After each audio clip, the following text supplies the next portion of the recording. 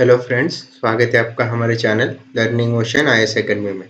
तो आज हम यूपीएससी की जो सीरीज चालू की थी उसमें एक नया पेपर लेके आ रहे हैं। 2023 का जो सिविल सर्विसेज का प्रीलिम्स का पेपर हुआ था यूपीएससी का, उसका हम एनालिसिस और डिटेल सॉल्यूशन आज इस लेक्चर में देखने वाले हैं। तो ये हमारी नई यूपीएससी सीरीज चालू की है। इसमें हम प्रीवियस ईयर पेपर के एनालिसिस करने वाले, तो इसमें वो सेकंड वीडियो है। तो चालू करते हैं आज के वीडियो को।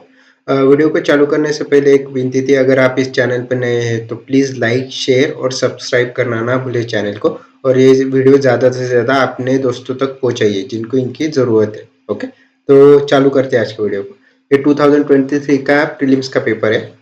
ओके, तो मैं मोस्टली इंग्लिश में क्वेश्चंस पढ़ूंगा क्योंकि वो समवॉट कंफर्टेबल है मेरे लिए। ओके, तो हिंदी में एक्सप्लेनेशन रहेगा, बोथ लैंग्वेजेस में एक्सप्लेन भी करूंगा और पढ़ूंगा भी, तो ज़्यादातर से इंग्लिश में रहेगा। ओके, फर्स्ट क्वेश्चन लेते हैं। Consider the following statements. Jhelum river passes through the Wular lake. Okay, Wular lake एक फ्रेश वाटर लेक है, सबसे बड़ा, सेकंड लार्जेस्ट, JNK में, जम्मू एंड कश्मीर में। तो झेलम रिवर है वो एक्चुअली वहां से ओरिजिनेट होती है, उलर लेक से। तो ये स्टेटमेंट बराबर है, और उसका मोस्टली जो वाटर है वो उलर लेक में वो डिपॉजिट करती है। तो ये स्टेटमेंट बराबर है। सेकंड स्टेटमेंट है, Krishna river directly feeds Kolleru lake. Kolleru lake भी एक फ्रेश वाटर लेक है आंध्र प्रदेश में, लेकिन ये जो है कृष्णा रिवर वो डायरेक्टली उसमें डिपॉजिट नहीं करती वाटर, तो उसके ट्राइब्यूटरीज है, उसके थ्रू वो कोलेरू लेक में वो वाटर डिपॉजिट करती है, डायरेक्टली नहीं करती, इसलिए सेकंड स्टेटमेंट रॉन्ग है। और थर्ड है, meandering of Gandak river form Kanwar lake. Okay, तो कन्वर लेक एक ऑक्सबो लेक है। ऑक्सबो लेक क्या रहता है, जब रिवर का meandering होता है तो उसमें से एक पार्ट कट हो जाता है, उसमें एक ऑक्सबो जैसा, मतलब ऐसे चांद जैसा एक लेक फॉर्म होता है। ओके, तो उसको हम ऑक्सबो लेक बोलते हैं। तो oxbow lake, Kanwar lake actually oxbow lake है, लेकिन वो meandering ऑफ गंडक रिवर के नहीं से वजह से नहीं हुआ है, तो उसके ट्राइब्यूटरी बुरही रिवर करके, बुरही, तो उसकी वजह से ये फॉर्म आउट हुआ है। तो ये भी स्टेटमेंट गलत है, तो इसका करेक्ट आंसर है ओनली वन। ओके, नेक्स्ट है, consider the following pairs. Ports और उनके बारे में कुछ डिस्क्रिप्शन दिया है। Okay, Kamaraj port, first major port in India registered as company. तो ये स्टेटमेंट बराबर है। कामराज पोर्ट अराउंड 1990 या 2000 के बीच के डेकेड में कहीं पे तो भी वो एक कंपनी एज ए रजिस्टर्ड हुआ था, मेजर पोर्ट था वो Kamaraj port, as a company registered हुआ था। तो ये स्टेटमेंट बराबर है, ऑप्शन वन। उसके बाद है Mundra port, largest privately own port in India. तो ये भी बराबर है, ये एक्चुअली लार्जेस्ट प्राइवेटली ओन है, अदानी एंटरप्राइजेस के कंट्रोल में आता है वो, तो ये सबसे प्राइवेटली ओन पोर्ट भी है, तो ये ऑप्शन भी बराबर है। थर्ड है Visakhapatnam port, largest container port in India. तो ये गलत है। आपको जैसे पता है कि हमारे इधर जो पूरे इंडिया में JNPT जो है port, Jawaharlal Nehru port trust Mumbai में, वो सबसे बड़ा कंटेनर पोर्ट, जहाँ से वेस्ट साइड में बहुत सारे कंटेनर्स वगैरह जो शिपमेंट्स वगैरह होती है वहां से होती है। तो विशाखापट्टनम पोर्ट नहीं है, तो JNPT लार्जेस्ट कंटेनर पोर्ट है। तो थर्ड ऑप्शन गलत है, तो इसका करेक्ट आंसर है only two pairs. Okay, next question. Consider the following trees, jackfruit, mahua and teak. Okay, how many of the above are deciduous trees. Deciduous trees मतलब जिनके जो पेड़ रहते, जिनके पत्ते झड़ते रहते, मतलब वो समर में झड़ जाते हैं, फिर रेनी सीजन में फिर से उनको पत्ते आते हैं, ग्रीन लीव्स नए से आते, तो उनको हम बोलते हैं डेसिडुअस ट्रीज। तो डेसिडुअस ट्रीज जैसे महुआ एक है और टीक एक है। जैकफ्रूट मतलब जो कटहल बोलते हैं जिसको हम, जिसके सब्जी भी बनाते हैं, वो एवरग्रीन फॉरेस्ट है। एवरग्रीन फॉरेस्ट मतलब वो जिसके कभी पत्ते ढलते नहीं है, वो हमेशा एवरग्रीन कैटेगरी में रहता है, तो इसलिए वो जैकफ्रूट इसका ऑप्शन नहीं है। तो ये सिर्फ महुआ और वो ये टीक, ये जो पेड़ है इनके पत्ते झड़ते फिर से आते, तो ये दो कैटेगरी में आती है डेसिडियस फॉरेस्ट ट्रीज के इसमें, तो इसलिए इसका ऑप्शन है ओनली टू। ओके, नेक्स्ट है, consider the following statements. India has more arable area than China. तो ये स्टेटमेंट बराबर है। इंडिया का जो लैंड बाउंड्रीज है, मतलब जो जमीन वगैरह, बहुत सारा प्लेन्स वगैरह है, बहुत सारी नदियां वगैरह, उसके कारण बहुत ज्यादा एरेबल लैंड है। अराउंड 159 मिलियन हेक्टेयर ऐसा कुछ तो हमारे पास इंडिया के पास एरेबल लैंड है। वहीं पे चाइना के पास अराउंड 115 टू 120 मिलियन हेक्टेयर के अराउंड ही है, तो उनका हमसे कम है, क्योंकि चाइना में ज्यादातर से पहाड़ वगैरह ज्यादा है, तो इसलिए उनके पास ज्यादा एरेबल लैंड नहीं है। ओके, सेकंड है, the proportion of irrigated area is more in India as compare to China. तो ये गलत है। चाइना में इरिगेशन एरिया ज्यादा, अराउंड 53% उनके पास इरिगेशन एरिया है, तो हमारे पास अराउंड 30% ही है इंडिया में, तो इसलिए हमारा इरिगेशन एरिया उनसे लेस है, तो स्टेटमेंट 2 गलत है। Third statement, the average productivity per hectare in Indian agriculture is higher than that in China, तो ये भी गलत है। हमारी एवरेज प्रोडक्टिविटी भी उनसे लो है, उनकी प्रोडक्टिविटी ज्यादा है। हमारे जो प्रोडक्टिविटी किसको बोलते हैं, जितना आपके पास लैंड है उसमें आप कितना प्रोडक्शन ले सकते हो, कितने क्रॉप्स ले सकते हो, उनका कितना प्रोडक्शन या उनका उत्पादन कितने ज्यादा अच्छे से ले सकते हो, तो उसको हम बोलते हैं एवरेज प्रोडक्टिविटी, तो हमारी चाइना के हिसाब से कम है, तो इसलिए थर्ड स्टेटमेंट भी रॉन्ग है, तो इसका करेक्ट आंसर है only 1। Okay, next question.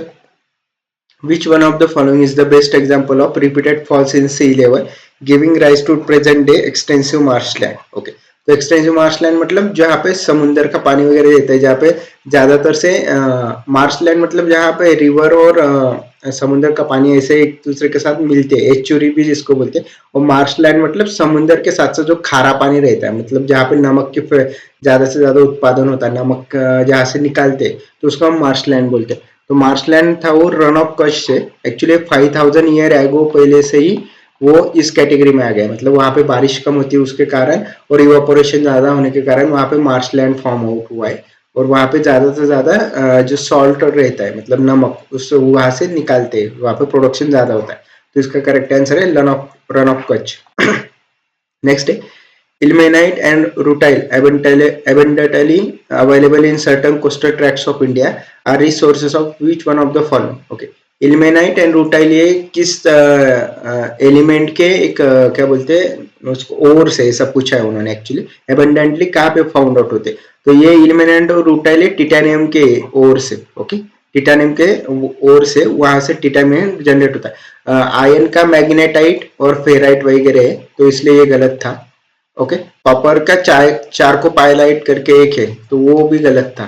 Okay, aluminium का बॉक्साइट रहता है, बॉक्साइट से एल्यूमिनियम वगैरह फाउंड आउट होते हैं, तो इसलिए ये भी गलत था, तो इसका करेक्ट आंसर है टिटानियम। ओके, नेक्स्ट है, about 3/4 of world's cobalt, a metal required for the manufacture of batteries for electronic motor vehicles is produced by, तो ये एक्चुअली बहुत फैक्चुअल क्वेश्चन था, तो इसका ज्योग्राफी पढ़े होंगे या फिर करंट अफेयर्स के भी इसमें पढ़े होंगे, तो उसमें इसका करेक्ट आंसर था सीआईडो, democratic Republic of Congo. Congo का जो डेमोक्रेटिक रिपब्लिक है वहाँ पे अराउंड वर्ल्ड का 70% कोबाल्ट निकलता है, तो इसलिए ये उसका कैपिटल भी बोला जाता है कोबाल्ट कैपिटल करके, तो इसका करेक्ट आंसर था DRC, Democratic Republic of Congo, option सी।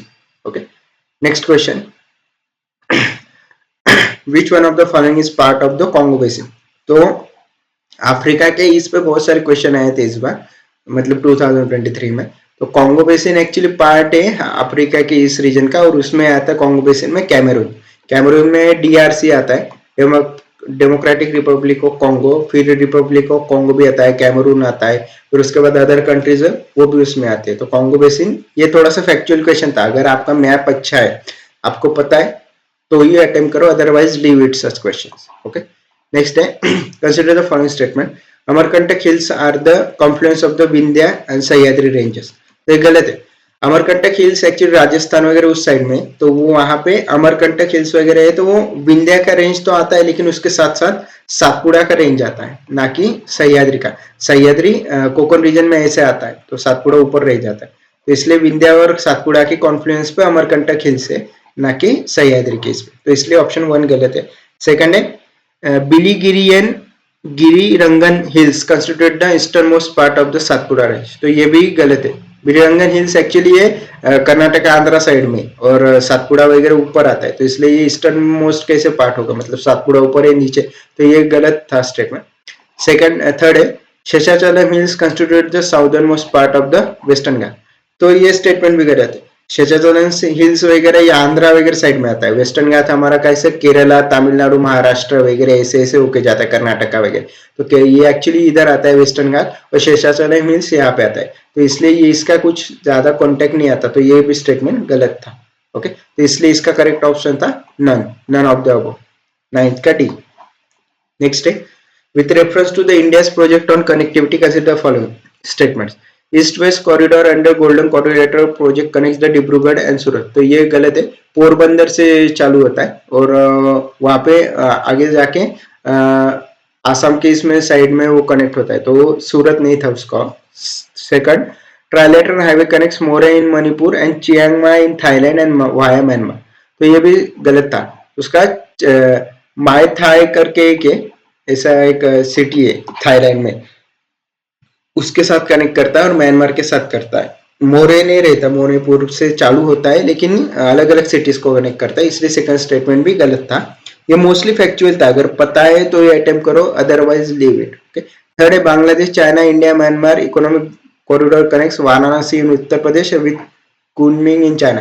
तो ये भी गलत है, ये एक्चुअली कोलकाता से चालू होता है वेस्ट बंगाल से, ओके, और कुनमिंग इन चाइना को कनेक्ट करता है, तो इसलिए ये भी गलत था। इसका ऑप्शन है डी। ओके। अगर ऐसे क्वेश्चन में पता है, एक्यूरेटली पता है भाई ये ऐसा कनेक्ट हो रहा है, तो ये अटेम्प्ट करो, नहीं तो छोड़ दो ऐसे question. Okay. Consider the following statement. Statement 1, India despite having uranium deposit depends on coal for most of the electricity production.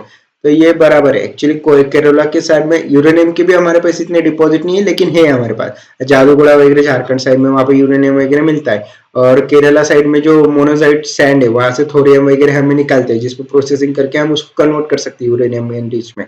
तो इसलिए हमारे पास डिपॉजिट है, लेकिन फिर भी उतनी कैपेसिटी नहीं है, मतलब पावर प्लांट के लिए बहुत पैसा लगता है और उतना इंफ्रास्ट्रक्चर कैपेबिलिटी बहुत लगता है, तो वो थोड़ा डेंजरस भी है। तो इसलिए हम मोस्टली हमारा फॉसिल फ्यूल्स कोल्स वगैरह उस पर ज्यादा डिपेंडेंट रहते हैं रादर देन न्यूक्लियर पावर पे। Okay. Second statement, uranium enrich to the extent at least 60% is required for the production of the electricity. ये गलत है। एनरिच यूरेनियम क्या रहता है, मतलब यूरेनियम 235 आइसोटोप हमें लगता है इलेक्ट्रिसिटी प्रोडक्शन में, न्यूक्लियर पावर प्लांट में, तो उसको एनरिच करते हैं, जैसे थोरियम का मैंने बोला कि उसको बम्बार्डमेंट करके भी यूरेनियम में थोड़ा सा कन्वर्ट करते हैं, फिर वो यूटिलाइज करते हैं, तो वो एनरिच यूरेनियम बोलते हैं उसको, मतलब उसकी कैपेसिटी बढ़ाते हैं, प्रोडक्शन कैपेसिटी बोले या बम्बार्डमेंट कैपेसिटी, जिसके कारण उसका न्यूक्लियर रिएक्शन बढ़ जाए, तो उसके लिए 60% एनरिच यूरेनियम नहीं लगता। तो सिविलियन जो कैपेबिलिटी रहती है न्यूक्लियर पावर प्लांट से, उसमें 3 से 5% के अराउंड जो यूरेनियम उसको एनरिच किया जाता है, 60% बहुत ज्यादा हो जाता है, तो इसलिए सेकंड स्टेटमेंट गलत था। तो इसका करेक्ट आंसर है statement 1 is correct but statement 2 is incorrect, option C. Okay. Next है consider the following statement. Statement 1, marsupials are not naturally found in India. तो ये बराबर है, मार्सुपियल्स एक्चुअली एक स्पेसीज है इसके जानवरों की, वो जो मोस्टली नेचुरली फाउंड करते हैं ऑस्ट्रेलिया में और साउथ अमेरिका में। इंडिया में वो नेचुरली फाउंड नहीं मिलते, मतलब हमारे यहाँ पे हैबिटेट नहीं है उसके लिए जिसमें वो थ्राइव कर सके या फिर नेचुरली फाउंड आउट हो सके, तो मोस्टली ऑस्ट्रेलिया और साउथ अफ्रीका कंट्रीज वहाँ पे ज्यादातर से मिलते हैं। Second statement, marsupials can thrive only in mountain grassland with no predators. ये बहुत एक्सट्रीम स्टेटमेंट है, आपका अगर आपको पता भी नहीं रहता तो भी आप अटेम्प्ट कर सकते थे इसको, क्योंकि देखिए मार्सुपियल्स एक्चुअली ये कौन सा भी प्राणी हो या कौन सा भी जानवर हो, वो एकदम एक्सट्रीम कंडीशन में कभी ये नहीं करता। हर प्राणी फ्लेक्सिबल होता है, वो आइदर ग्रासलैंड हो, मरीन हो, प्रेरी हो या फिर एवरग्रीन फॉरेस्ट हो, हर जगह पे वो सर्वाइव करना जानता है। तो इसलिए ये only mountain grassland with no predator से बहुत एक्सट्रीम स्टेटमेंट था, ये गलत भी है और एक्चुअली देखा जाए तो इसका करेक्ट आंसर था option C, statement 1 is correct but statement 2 is correct. Actually marsupials हर जगह के फॉरेस्ट में सर्वाइव कर सकते हैं, माउंटेन हो गया, फॉरेस्ट हो गया, फिर एवरग्रीन फॉरेस्ट है, प्रेरी है, डेजर्ट छोड़ के बाकी सभी ग्रासलैंड्स में वो एक्चुअली एग्जिस्ट करते हैं और अच्छे से सर्वाइव भी कर सकते हैं। ओके, तो 12 का है option C. Next question, invasive species specialist group that develops global invasive species database belongs to which one of the following organization? तो इन्वेजिव स्पेसिस का मोस्टली फैक्चुअल था, अगर आपने करंट अफेयर्स वगैरह एनवायरमेंट रिलेटेड पढ़ा है तो उसका IUCN रहता है, IUCN ये डेटा रिप्रेजेंट करती है या फिर पब्लिश करती है इन्वेजिव स्पेसिस वगैरह, जहाँ पे वो लिस्ट दी रही थी कि कौन कौन सी इन्वेजिव स्पेसिस है, कौन कौन से नहीं वगैरह। तो ये एक्चुअली फैक्चुअल क्वेश्चन था, तो इसका करेक्ट आंसर है IUCN। ओके, नेक्स्ट है consider the following fauna. First है lion tail macaque, Malabar civet और sambar deer. How many of the above are generally nocturnal and most active after sunset? Nocturnal मतलब जो sunset के बाद रात में ज्यादा एक्टिव रहते हैं, तो लाइन टेल मकाक नहीं है, वो एक्चुअली एक क्या बोलते हैं एनिमल है, मतलब अपना जो ये रहता है, किसको बोलते, बंदर की एक प्रजाति बहुत बड़े रहते हैं, वो जनरली डे में ज्यादातर से हंटिंग वगैरह फूड गैदरिंग करते और नाइट में बड़े पेड़ पे ऊपर जाके वो सो जाते हैं, तो इसलिए वो नॉक्टर्नल नहीं रहते, समबर डियर भी नहीं रहते। इसका मलबार सिवेट ये एक्चुअली ओनली वन है कि जो नॉक्टर्नल है, जो रात में ज्यादातर से अपने खाना वगैरह ढूंढते, तो इसका करेक्ट आंसर है ओनली वन। ओके, नेक्स्ट है, विच one of the following organisms perform waggle dance for others of their kin to indicate the direction and the distance to source of their food. Okay, waggle dance actually ऐसा रहता है, मतलब ऐसे कोई मकड़ी वगैरह रहते हैं, वो ऐसे नाचने लगते हैं कि एक लाइन में, जिसके कारण एक डायरेक्शन फॉर्म होता है कि जो अगर उनका कोई दूसरा सबऑर्डिनेट कोई होगा तो उसको वो डांस देख के पता चलता है कि भाई यहाँ पे फूड और शेल्टर के लिए जगह है, तो वो मोस्टली प्रोबेबली वो डांस परफॉर्म किया जाता है हनी बीज से। हनी बीज में जैसे हम लोग इंसान कैसे डांस वगैरह सीखते हैं, वैसे हनी बीज में भी ये डांस सीखते हो नेचुरली उनके लर्निंग प्रोसेस में, और जब वो परफेक्ट हो जाते उसके बाद परफॉर्म करते, तो इसका करेक्ट आंसर था हनी बीज। नेक्स्ट है, consider the following statement, some mushrooms have medicinal properties. Okay, ये करेक्ट है। ऐसे जब भी क्वेश्चन आए जिसमें प्रोबेबिलिटी रहती है कि ये हो सकता है, कैन और दिस कैन हैपन और some things are good at the nature, तो ये मोस्ट प्रोबेबली जर्नलिस्टिक स्टेटमेंट रहते हैं और बराबर रहते हैं। Okay, some mushrooms have medicinal properties.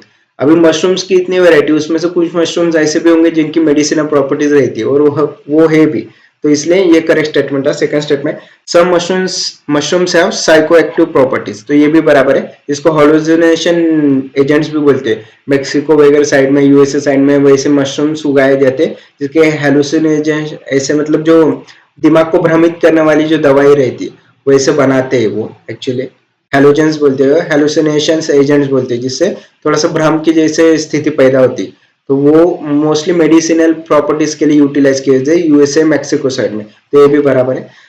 Third है, सम मशरूम्स हैव इंसेक्टिसाइडल प्रॉपर्टीज, तो ये भी बराबर है।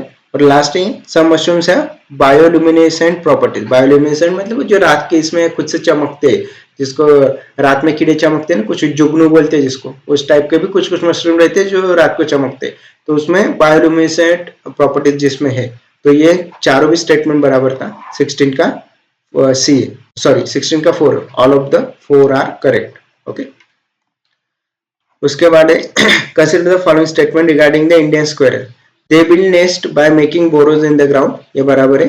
They store their food materials like nuts and seeds in the ground, okay, और दे आर ओमनिवरस, तो ये बराबर है। एक्चुअली दोनों भी जो स्क्विरल्स रहते हैं मोस्टली उनका खाना रहता है कि वेजिटेरियन फूड्स रहता है, आइदर नहीं तो कुछ जानवर जो मर जाते, छोटे छोटे इंसेक्ट्स वगैरह, या कुछ बड़े बड़े जानवर जो मरने के बाद उनकी बॉडी डिकम्पोज हो रही है तो उसमें से भी खाते हैं, तो उसको बोलते हैं ऑमनिवोरस। ऑमनिवोरस मतलब जो वेज भी खाते हैं और नॉन वेज भी खाते हैं, तो उनको ऑमनिवोरस बोलते हैं। ओके, ये फर्स्ट स्टेटमेंट गलत है।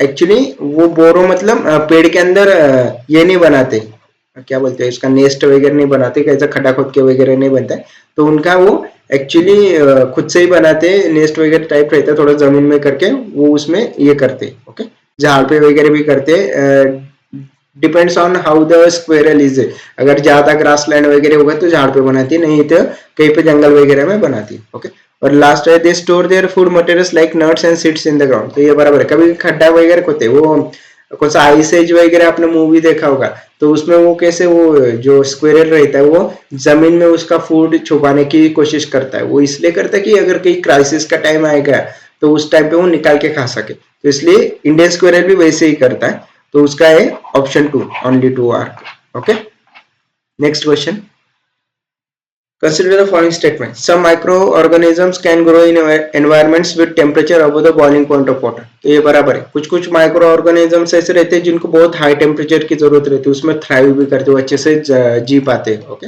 some micro organisms can grow in environments with temperature below the freezing point of water, ये भी करेक्ट है। कुछ कुछ माइक्रो ऑर्गेनिजम्स ऐसे रहते हैं जो आर्कटिक सर्कल अंटार्कटिक पे भी पाए जाते हैं, बहुत फ्रीजिंग पॉइंट के बिलो भी वो जिंदा रह सकते हैं, उनमें वो कैपेबिलिटी रहती है। ओके, और थर्ड है, some microorganisms can grow in highly acidic environment with pH below 3, तो ये भी बराबर है। जैसे हमने बोला था कि जहाँ पे प्रोबेबिलिटी रहती है कि बहुत सारी चीजों में से सम बोला है, तो वो स्टेटमेंट बराबर रहते हैं जनरली, तो इसका करेक्ट आंसर है all of the 3। Okay, next है, Which one of the following makes a tool with a stick to scrape insects from a hole in a tree or a log of food? तो ये इसका correct answer है orangutan. Orangutan actually एक बड़ी प्रजाति रहती है बंदरों की, जो क्या करते हैं कि ऐसे स्टिक्स वगैरह लेते हैं, जो होल रहते हैं पेड़ में, तो वहां में इंसेक्ट्स रहती है या फिर कुछ फल वगैरह रहते हैं, या तो उससे क्या करते हैं स्टिक्स से लेके वो निकालने की कोशिश करते हैं, वो इवॉल्व हुए, मतलब उनकी थिंकिंग पावर कैपेबिलिटी बढ़ गई है। तो उस तरह से ओरंगुटान वो एक प्राणी है जो कि ऐसे करता है, जो कि स्टिक लेके इंसेक्ट्स निकालते हैं और फिर उसके बाद उसको खाता है। तो उसमें ये साइंटिस्ट ने डिस्कवर किया है उनके बारे में, नेचर उनका, ओके, ओरंगुटान का। नेक्स्ट है, consider the following: aerosols, foam agent, fire retardant, or lubricants. In making of how many of the above hydrofluorocarbons are used? Hydrofluorocarbons मतलब HFCs। HFCs है मोस्टली रेफ्रिजरेंट से निकलते हैं, रेफ्रिजरेशन वगैरह जो हमारे रहते हैं घर में, उसमें से HFCs, CFCs वगैरह निकलते हैं, जो कि CFCs एक्चुअली ओजोन को डिस्ट्रॉय करते हैं, तो CFCs, HFCs एक्चुअली क्लाइमेट या ग्लोबल वार्मिंग के लिए रिस्पॉन्सिबल रहते हैं, ओके। तो ये मोस्टली यूज होते हैं, एरोसॉल्स में भी रहते, कुछ कुछ एरोसॉल्स में यूटिलाइज होते हैं। Foam agents, foam agent actually refrigeration की जो पैडिंग रहती है, आपके डोर की पैडिंग होगी वगैरह, बड़े बड़े जो यूनिट्स रहते हैं, एयर हैंडलिंग यूनिट्स वगैरह, सेंट्रलाइजेशन सिस्टम, उसमें डोर पैडिंग रहती है, फोम एजेंट्स वहां पे यूटिलाइज करते हैं, तो उसमें ये ज्यादातर से यूटिलाइज होते हैं। थर्ड है फायर रिटार्डेंट। फायर रिटार्डेंट में भी HFCs वगैरह रहते हैं, जिसके कारण जब आग वगैरह रहती है, जिसमें CO2 के सिलेंडर्स वगैरह रहते हैं, उसमें भी कहीं पे कई थोड़े से कंडीशंस में या फिर प्रोपोर्शन में HFCs वगैरह रहते, तो स्टेटमेंट भी मतलब थर्ड ऑप्शन भी बराबर है। और लास्ट में लुब्रिकेंट्स, लुब्रिकेंट्स में HFCs रहते हैं, अब तक डिफाइन तो हुआ नहीं है, यह भी यूपीएससी के इस पर डिपेंड है, लेकिन फिर भी इसका मोस्ट प्रोबेबली आंसर था ओनली 3, क्योंकि लुब्रिकेंट्स कहीं पे सोर्स नहीं है जहाँ पे वहां पे HFCs वगैरह डायरेक्टली रहते, HFCs एक्चुअली मैनमेड रहते, लुब्रिकेंट्स में वो नहीं रहते ऐसे, ओके। नेक्स्ट है, consider the following statement. Statement 1, interest income from the deposit in infrastructure investment trust InvITs distributed to their investor is exempted from tax but the dividend is taxable। तो देखिए, आप अगर कभी स्टॉक मार्केट का सीखे होंगे या फिर कभी ट्रेडिंग वगैरह करते होंगे, तो जैसे जो स्टॉक से आपको जो इनकम आता है, जिसको जिसको हम प्रॉफिट बोलते हैं, तो उस पर टैक्स एप्लीकेबल रहता है। सिमिलरली जब को आपको डिविडेंड वगैरह भी जारी करते हैं कोई कंपनी, तो उस पर TDS लगता है, टैक्स डिडक्टेड एट सोर्स। तो इसलिए जो डिविडेंड रहता है उस पर टैक्स लगता है, वो बराबर है। और इसमें क्या बोला, इंटरेस्ट इनकम पे भी टैक्स लगता है। इंटरेस्ट इनकम मतलब कभी आप SIP वगैरह किए होंगे, तो उसमें से भी आपको थोड़ा सा इंटरेस्ट मिलता है, जो रेवेन्यू जनरेट होता है उस पर टैक्स लगता है, 20% फॉर कैपिटल गेन्स और 12.5% for STT, short term tax रखता है। तो इसलिए ये स्टेटमेंट पहला गलत है। उसके बाद statement 2, InvITs are recognized as borrowers under the Securitization and Reconstruction of Financial Assets and Enforcement of Security Interest Act, SARFAESI act बोलते हैं इसको, ओके। तो इसके अंदर इसकी डेफिनेशन दी है InvITs की, और बोरोवर्स बोलते हैं उसको। तो ये स्टेटमेंट बराबर स्टेटमेंट 2। तो इसका करेक्ट आंसर था option D, statement 1 is incorrect but statement 2 is correct, okay.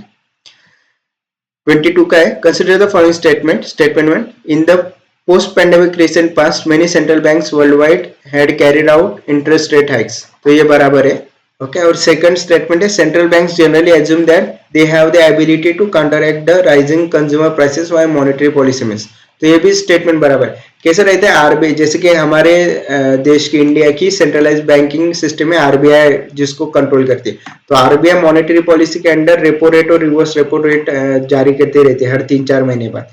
तो वो अगर बढ़ाया, सपोज पहले 6% रेपो रेट था, उसके बाद 6.5% कर दिया, तो इससे क्या होता है कि जिससे क्या होता है कि जब भी रेपो रेट वगैरह बढ़ाती है RBI, तो उसके वजह से जो हमारी कैपेसिटी रहती है लोन लेने की, वो कम हो जाती। मतलब सपोज अगर पहले 6% रेट था, तो मैं लोन ले सकता था, मेरी कैपेबिलिटी थी कि वही 6% तक अगर इंटरेस्ट रेट रहेगा तो मैं ले लूंगा, मैं भर पाऊंगा उतना EMI। लेकिन अभी 6 से 6.5 या 7% हो गया, तो मेरी ऑलरेडी कैपेसिटी 6% थी, अभी 7% होने के कारण मैं नहीं भर पाऊंगा उतना EMI, तो मैं लोन नहीं लेता। इस तरह से बहुत सारे जो लोग रहते हैं वो इसी का कारण से लोन नहीं लेते, जिसके कारण से जो मार्केट में से वो मनी जो सर्कुलेट हो रही होती है, वो उसका रिडक्शन हो जाता है, वो कम हो जाती है मनी मार्केट में, तो इसके वजह से इन्फ्लेशन फिर काबू में आ जाता है। ये उसके पीछे का एक प्रिंसिपल है। तो वो वाली जो केसेस है, आरबीआई वगैरह हो गया, सेंट्रलाइज बैंक होगा, वो इस तरह से वो इन्फ्लेशन को कंट्रोल करती है मार्केट में। ओके, तो इसका करेक्ट आंसर है both statement 1 and 2 are correct and statement 2 is the correct explanation of the statement 1। Okay, 22 का ऑप्शन ए है। Next question, consider the following statement. Statement 1, carbon markets are likely to be one of the most widespread tool in the fight against climate change। तो ये बराबर है। Carbon markets क्या रहती है, मतलब जितना आप कार्बन इमिशन कर रहे हो उसके अकॉर्डिंगली आप एक सर्टिफिकेट वगैरह लेते हो, उसके तो अकॉर्डिंगली आप पैसे पे करते हो कि मैंने इतना कार्बन इमिट किया था तो उसके अकॉर्डिंगली मुझे सर्टिफिकेट चाहिए।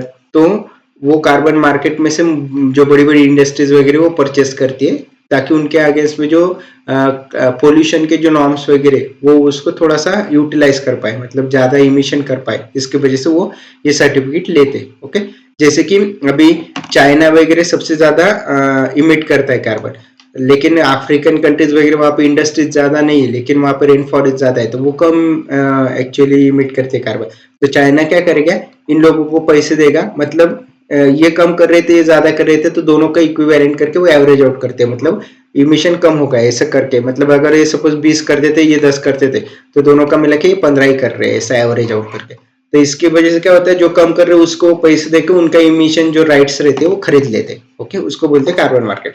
तो इसके लिए स्टेटमेंट 1 बराबर स्टेटमेंट 2 लेते हैं। Carbon market transfer resources from one private sector to the state, तो ये भी बराबर है। कार्बन मार्केट्स में क्या होता है, जो गवर्नमेंट सेक्टर या प्राइवेट सेक्टर रहता है वो उसमें परचेस करता है स्टेट से, तो इसलिए वो ट्रांसफर करता है वो अपने ऑथोरिटी राइट्स उनकी तरफ। तो ये स्टेटमेंट भी बराबर है, लेकिन सिर्फ यही रीजन नहीं है कि जिसके वजह से कार्बन मार्केट पॉपुलर हुआ है। तो इसका करेक्ट आंसर आएगा both statement 1 and statement 2 are correct, but statement 2 is not the correct explanation for statement 1। Okay, तो इसका करेक्ट आंसर है ऑप्शन बी।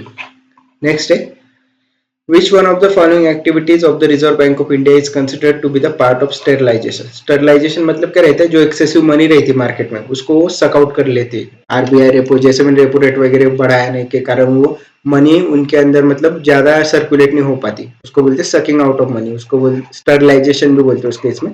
तो एक्चुअली किया जाता है ओपन मार्केट ऑपरेशन के थ्रू, कंडक्टिंग है open market operation. It is a quantitative tool which RBI utilises to the neutralise excessive money in the market. Okay, इसका करेक्ट आंसर है sterilization.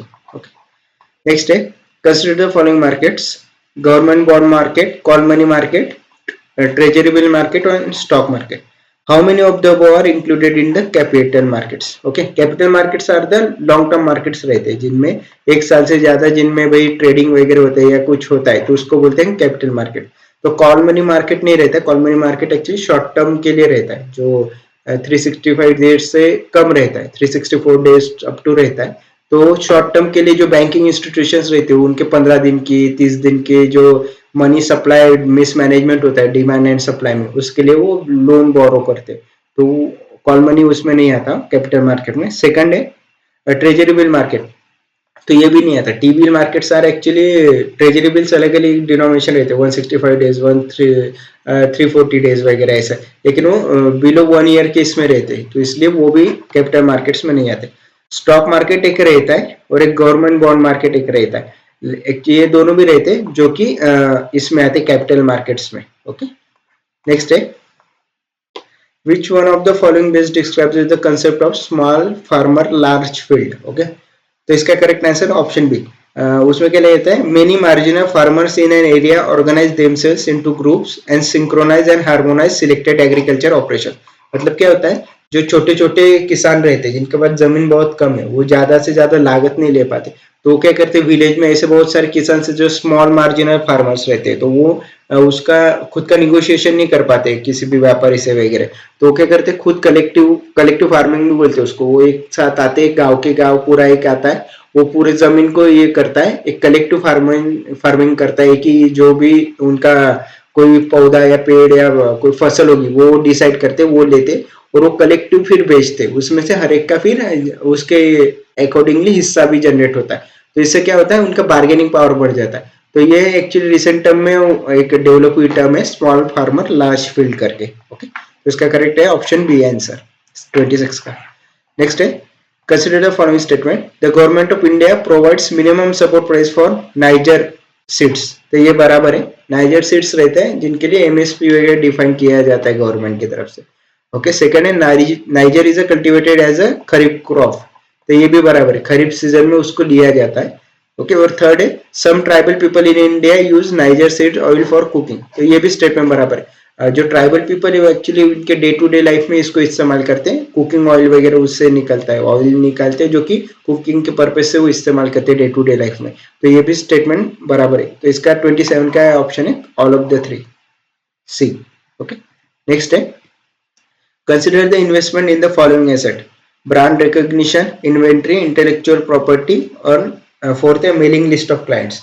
Question है how many of the above are considered as the intangible investment. Intangible investment मतलब जिसको आप छू नहीं सकते, आप उसको डायरेक्टली देख नहीं पाते, या फिर इनविजिबल एसेट्स रहते वो, लाइक कि आपके यहाँ पे एयर वगैरह होगा, उसको भी हम इंटेंजिबल एसेट बोल सकते हैं, क्योंकि भाई वो दिखती नहीं लेकिन वहां पे है, जो कि एक इंटेंजिबल एसेट केस में रहता है। इन्वेंट्री मतलब जो आप रॉ मटेरियल्स वगैरह स्टोर करते हो, जैसे कि ऑटोमोबाइल के पार्ट्स वगैरह हो गए, उसका स्टोर रूम रहता है, या फिर आपके घर का स्टोर रूम रहता है, आप उसमें कबाड़ी की चीजें वगैरह जो काम में नहीं आने वाली चीजें वो स्टोर करते हैं, तो वो फिजिकल एसेट्स है, आप उसको छू सकते हो, आप उसको इस्तेमाल कर सकते हैं, तो वो जो फिजिकल एसेट्स रहते हैं उसको हम टेंजिबल एसेट बोलते हैं। तो वो इन्वेंट्री केस में इन्वेंट्री एक टेंजिबल एसेट है, ना कि इंटेंजिबल एसेट है। ओके, उसके बाद है ब्रांड रिकग्निशन, ये इंटेंजिबल एसेट में आता है, मतलब आपकी कंपनी का कोई लोगो है, आप उसका ब्रांड बनाना चाहते हो, आप उसका अवेयरनेस बढ़ाना चाहते हो लोगों में,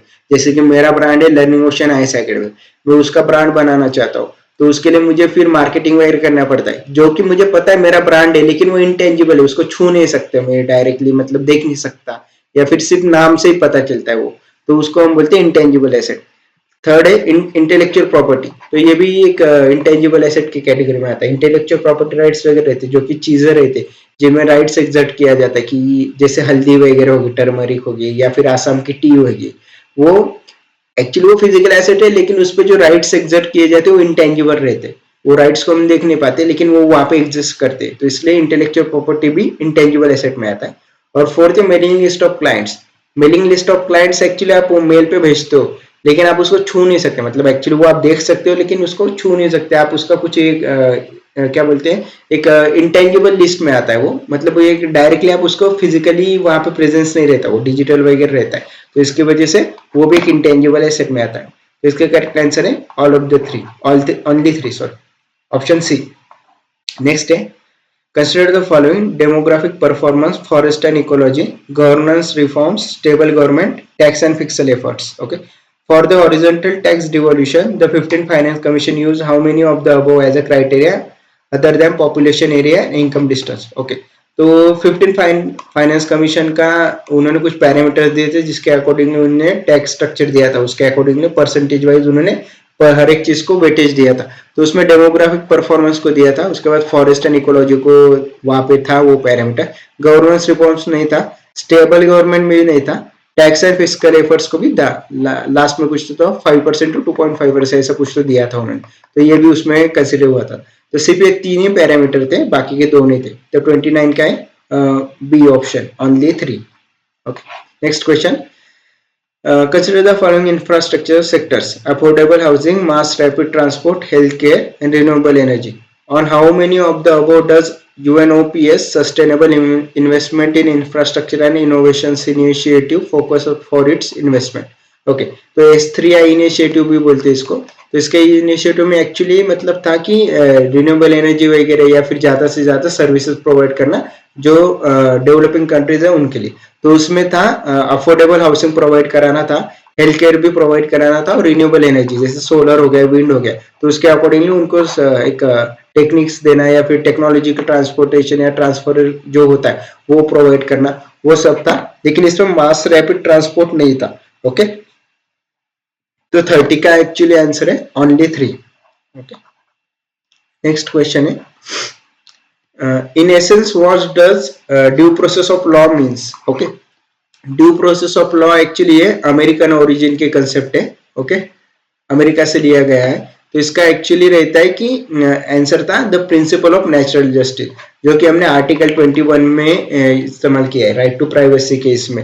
और right to life and privacy जो आर्टिकल है आर्टिकल 21 की उसमें ये हमने प्रिंसिपल यूज किया ड्यू प्रोसेस ऑफ लॉ। इसका एक्चुअली ओरिजिनेशन हुआ था मनेका गांधी केस में, वहां पे सुप्रीम कोर्ट ने फिर ये प्रोसेस वहां पे अप्लाई की थी आर्टिकल 21 के केस में।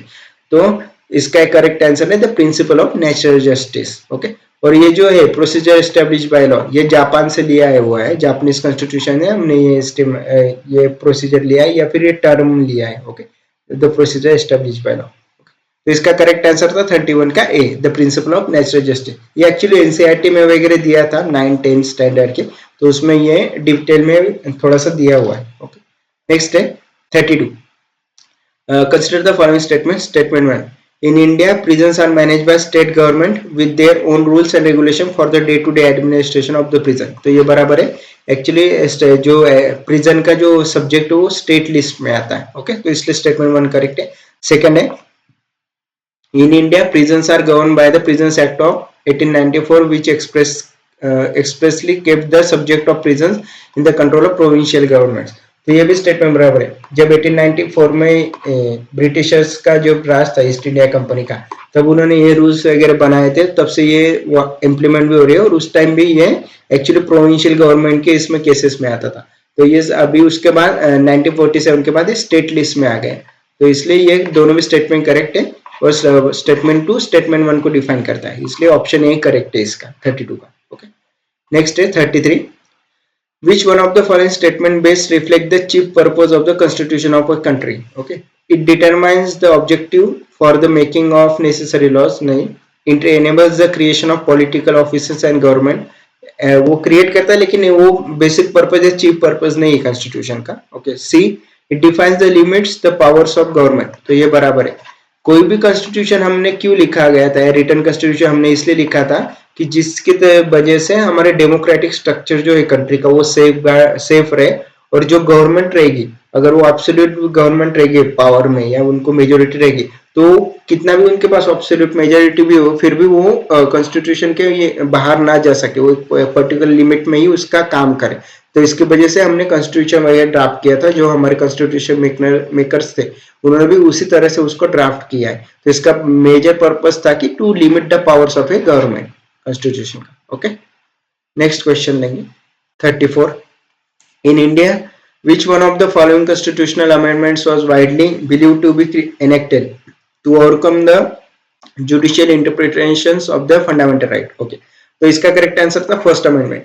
फर्स्ट अमेंडमेंट आया था एक्चुअली 1951 में, जब 9th शेड्यूल इसमें ऐड किया गया था हमारे कॉन्स्टिट्यूशन में। तो इसमें क्या हुआ था, जब कुछ लैंड ट्रांसफर करना था बांग्लादेश या हमारे पाकिस्तान जो नेबरिंग कंट्री थे उसके साथ, तो उसकी वजह से हमारे आर्टिकल 368 के अराउंड एक प्रोविजन थे कि उसके द्वारा हम नहीं कर सकते, तो वो उसको वायलेट कर रहा था, तो इसलिए ये शेड्यूल उसमें डाला गया, और इसमें जो भी लॉज डाले जाएंगे वो सुप्रीम कोर्ट के जुडिशियल रिव्यू के बाहर रहेंगे, ऐसा वहां पे मतलब उस शेड्यूल का ये मेन पर्पस था। तो उसकी वजह से लैंड ट्रांसफर वगैरह भी हो गया, लेकिन सुप्रीम कोर्ट ने फिर जजमेंट दिया था बाद में कि 1973 के बाद जो भी इसमें पार्ट्स या फिर लॉज एक्ट किए गए, ऐड किए गए, वो जुडिशियल रिव्यू के अंडर इसमें आएंगे, क्योंकि judicial review is the basic structure of the constitution.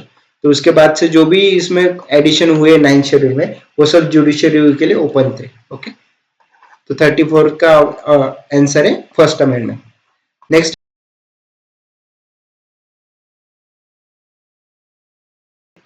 so next question है 35।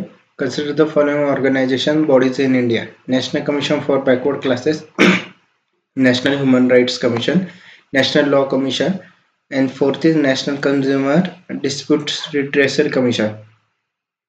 तो इसमें से जो national commission for backward classes है, ये कॉन्स्टिट्यूशनल बॉडी है। ये 102nd अमेंडमेंट में इसको कॉन्स्टिट्यूशनल स्टेटस दिया गया था। 102nd कॉन्स्टिट्यूशनल अमेंडमेंट के बाद वो प्रोविजंस किए गए थे। पहले ये स्टैट्यूटरी बॉडी थी, उसके बाद इस अमेंडमेंट के बाद एक आर्टिकल ऐड हुआ कॉन्स्टिट्यूशन में, और उसके द्वारा इसको एक कॉन्स्टिट्यूशनल स्टेटस मिल गया। ओके, सेकंड है नेशनल ह्यूमन राइट्स कमीशन। ये स्टैट्यूटरी बॉडी, कॉन्स्टिट्यूशनल बॉडी नहीं, ये एक्चुअली 1993 ह्यूमन राइट्स के एक्ट आया था, उसके अकॉर्डिंगली ये बॉडी एस्टेब्लिश की गई थी। तो ये स्टैट्यूटरी बॉडी, कॉन्स्टिट्यूशनल बॉडी नहीं है, सेकंड नहीं है। थर्ड है नेशनल लॉ कमीशन, तो ये भी एक्चुअली एक स्टैट्यूटरी बॉडी है। पार्लियामेंट सेंट्रल गवर्नमेंट हर 4 साल बाद एक लॉ कमीशन नियुक्त करती है, तो इसलिए वो एक कमिटी बैठाती। तो ये भी एक स्टैट्यूटरी बॉडी है, ना कि एक कॉन्स्टिट्यूशनल बॉडी। लास्ट में फोर्थ है the national consumer dispute redressal commission.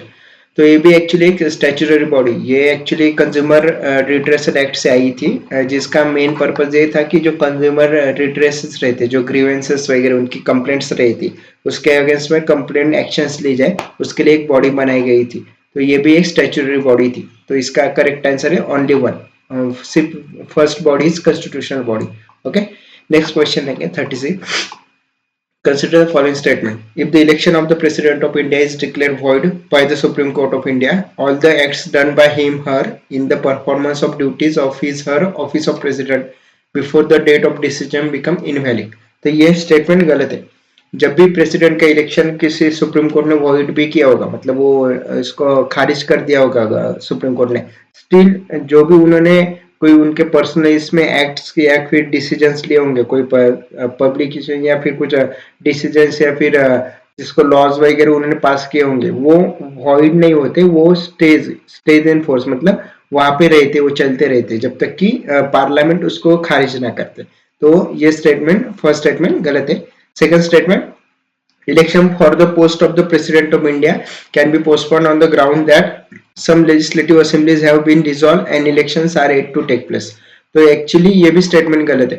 President के इलेक्शन में क्या होता है कि लोकसभा, राज्यसभा प्लस असेंबलीज के जो मेंबर्स रहते हैं, वो इलेक्टेड मेंबर्स, वो सब पार्टिसिपेट करते।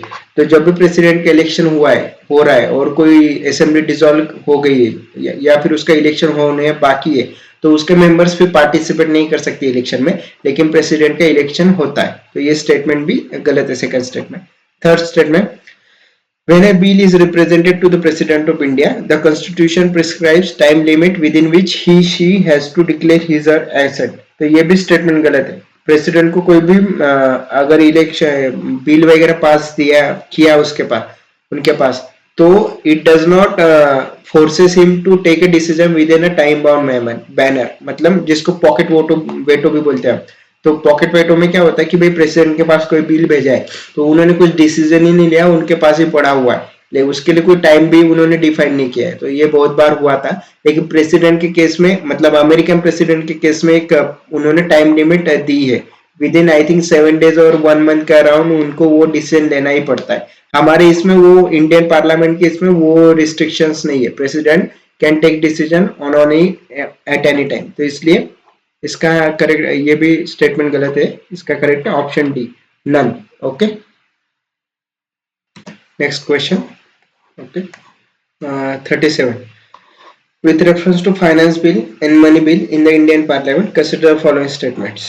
Okay, first, when the Lok Sabha transferred finance bill to the Rajya Sabha, it can amend or reject the bill. Okay, तो ये बराबर है एक्चुअली। लोकसभा की जब फाइनेंस बिल नहीं, सॉरी, फाइनेंस बिल बोला था, एक्चुअली मनी बिल नहीं। फाइनेंस बिल मतलब ही मनी बिल रहता है, एक प्रोविजन है मनी बिल के डेफिनेशन में, जिसमें फाइनेंस बिल को मनी बिल कंसिडर किया जाता है। तो ये जो फर्स्ट प्रोविजन दिया है कि when the Lok Sabha transmit finance bill to the Rajya Sabha, it can amend और रिजेक्ट द बिल, ये गलत है। जो मनी बिल्स के बारे में जो प्रोविजन रहते हैं वही सेम अप्लाई होता है फाइनेंस बिल के बारे में भी। ओके, सेकंड स्टेटमेंट है, when the Lok Sabha transmit money bill to the Rajya Sabha, it cannot amend or reject the bill, it can only make recommendations. तो ये स्टेटमेंट बराबर है। ओके, मनी बिल का आर्टिकल 1110 के इसमें definition दिया है मनी बिल की, तो उसमें प्रोविजन भी दिया है कि मनी बिल राज्यसभा के पास भेजने के बाद वो अमेंडमेंट नहीं कर सकती, या फिर उसको मतलब वो सजेस्ट तो कर सकते हैं अमेंडमेंट या कुछ सजेशंस, लेकिन वो एक्सेप्ट करना है ना करना वो लोकसभा पे डिपेंड रहता है। लेकिन वो उस मनी बिल को रिजेक्ट नहीं कर सकती, क्योंकि वो मनी बिल लोकसभा में प्रेसिडेंट के प्रीवियस परमिशन के बाद में ही पेश होता है, तो इसलिए वो राज्यसभा उसको रिजेक्ट नहीं कर सकती। तो स्टेटमेंट 2 बराबर है। Third statement, in the case of disagreement between the Lok Sabha and the Rajya Sabha, there is no joint sitting for money bill, but the joint sitting becomes necessary for the finance bill. तो ये statement भी गलत है। Money bill मतलब ही finance bill होता है, तो joint sitting ना तो मनी बिल केस में हो सकती है ना तो फाइनेंस बिल केस में। एक्चुअली, तो इसलिए ये स्टेटमेंट भी गलत है।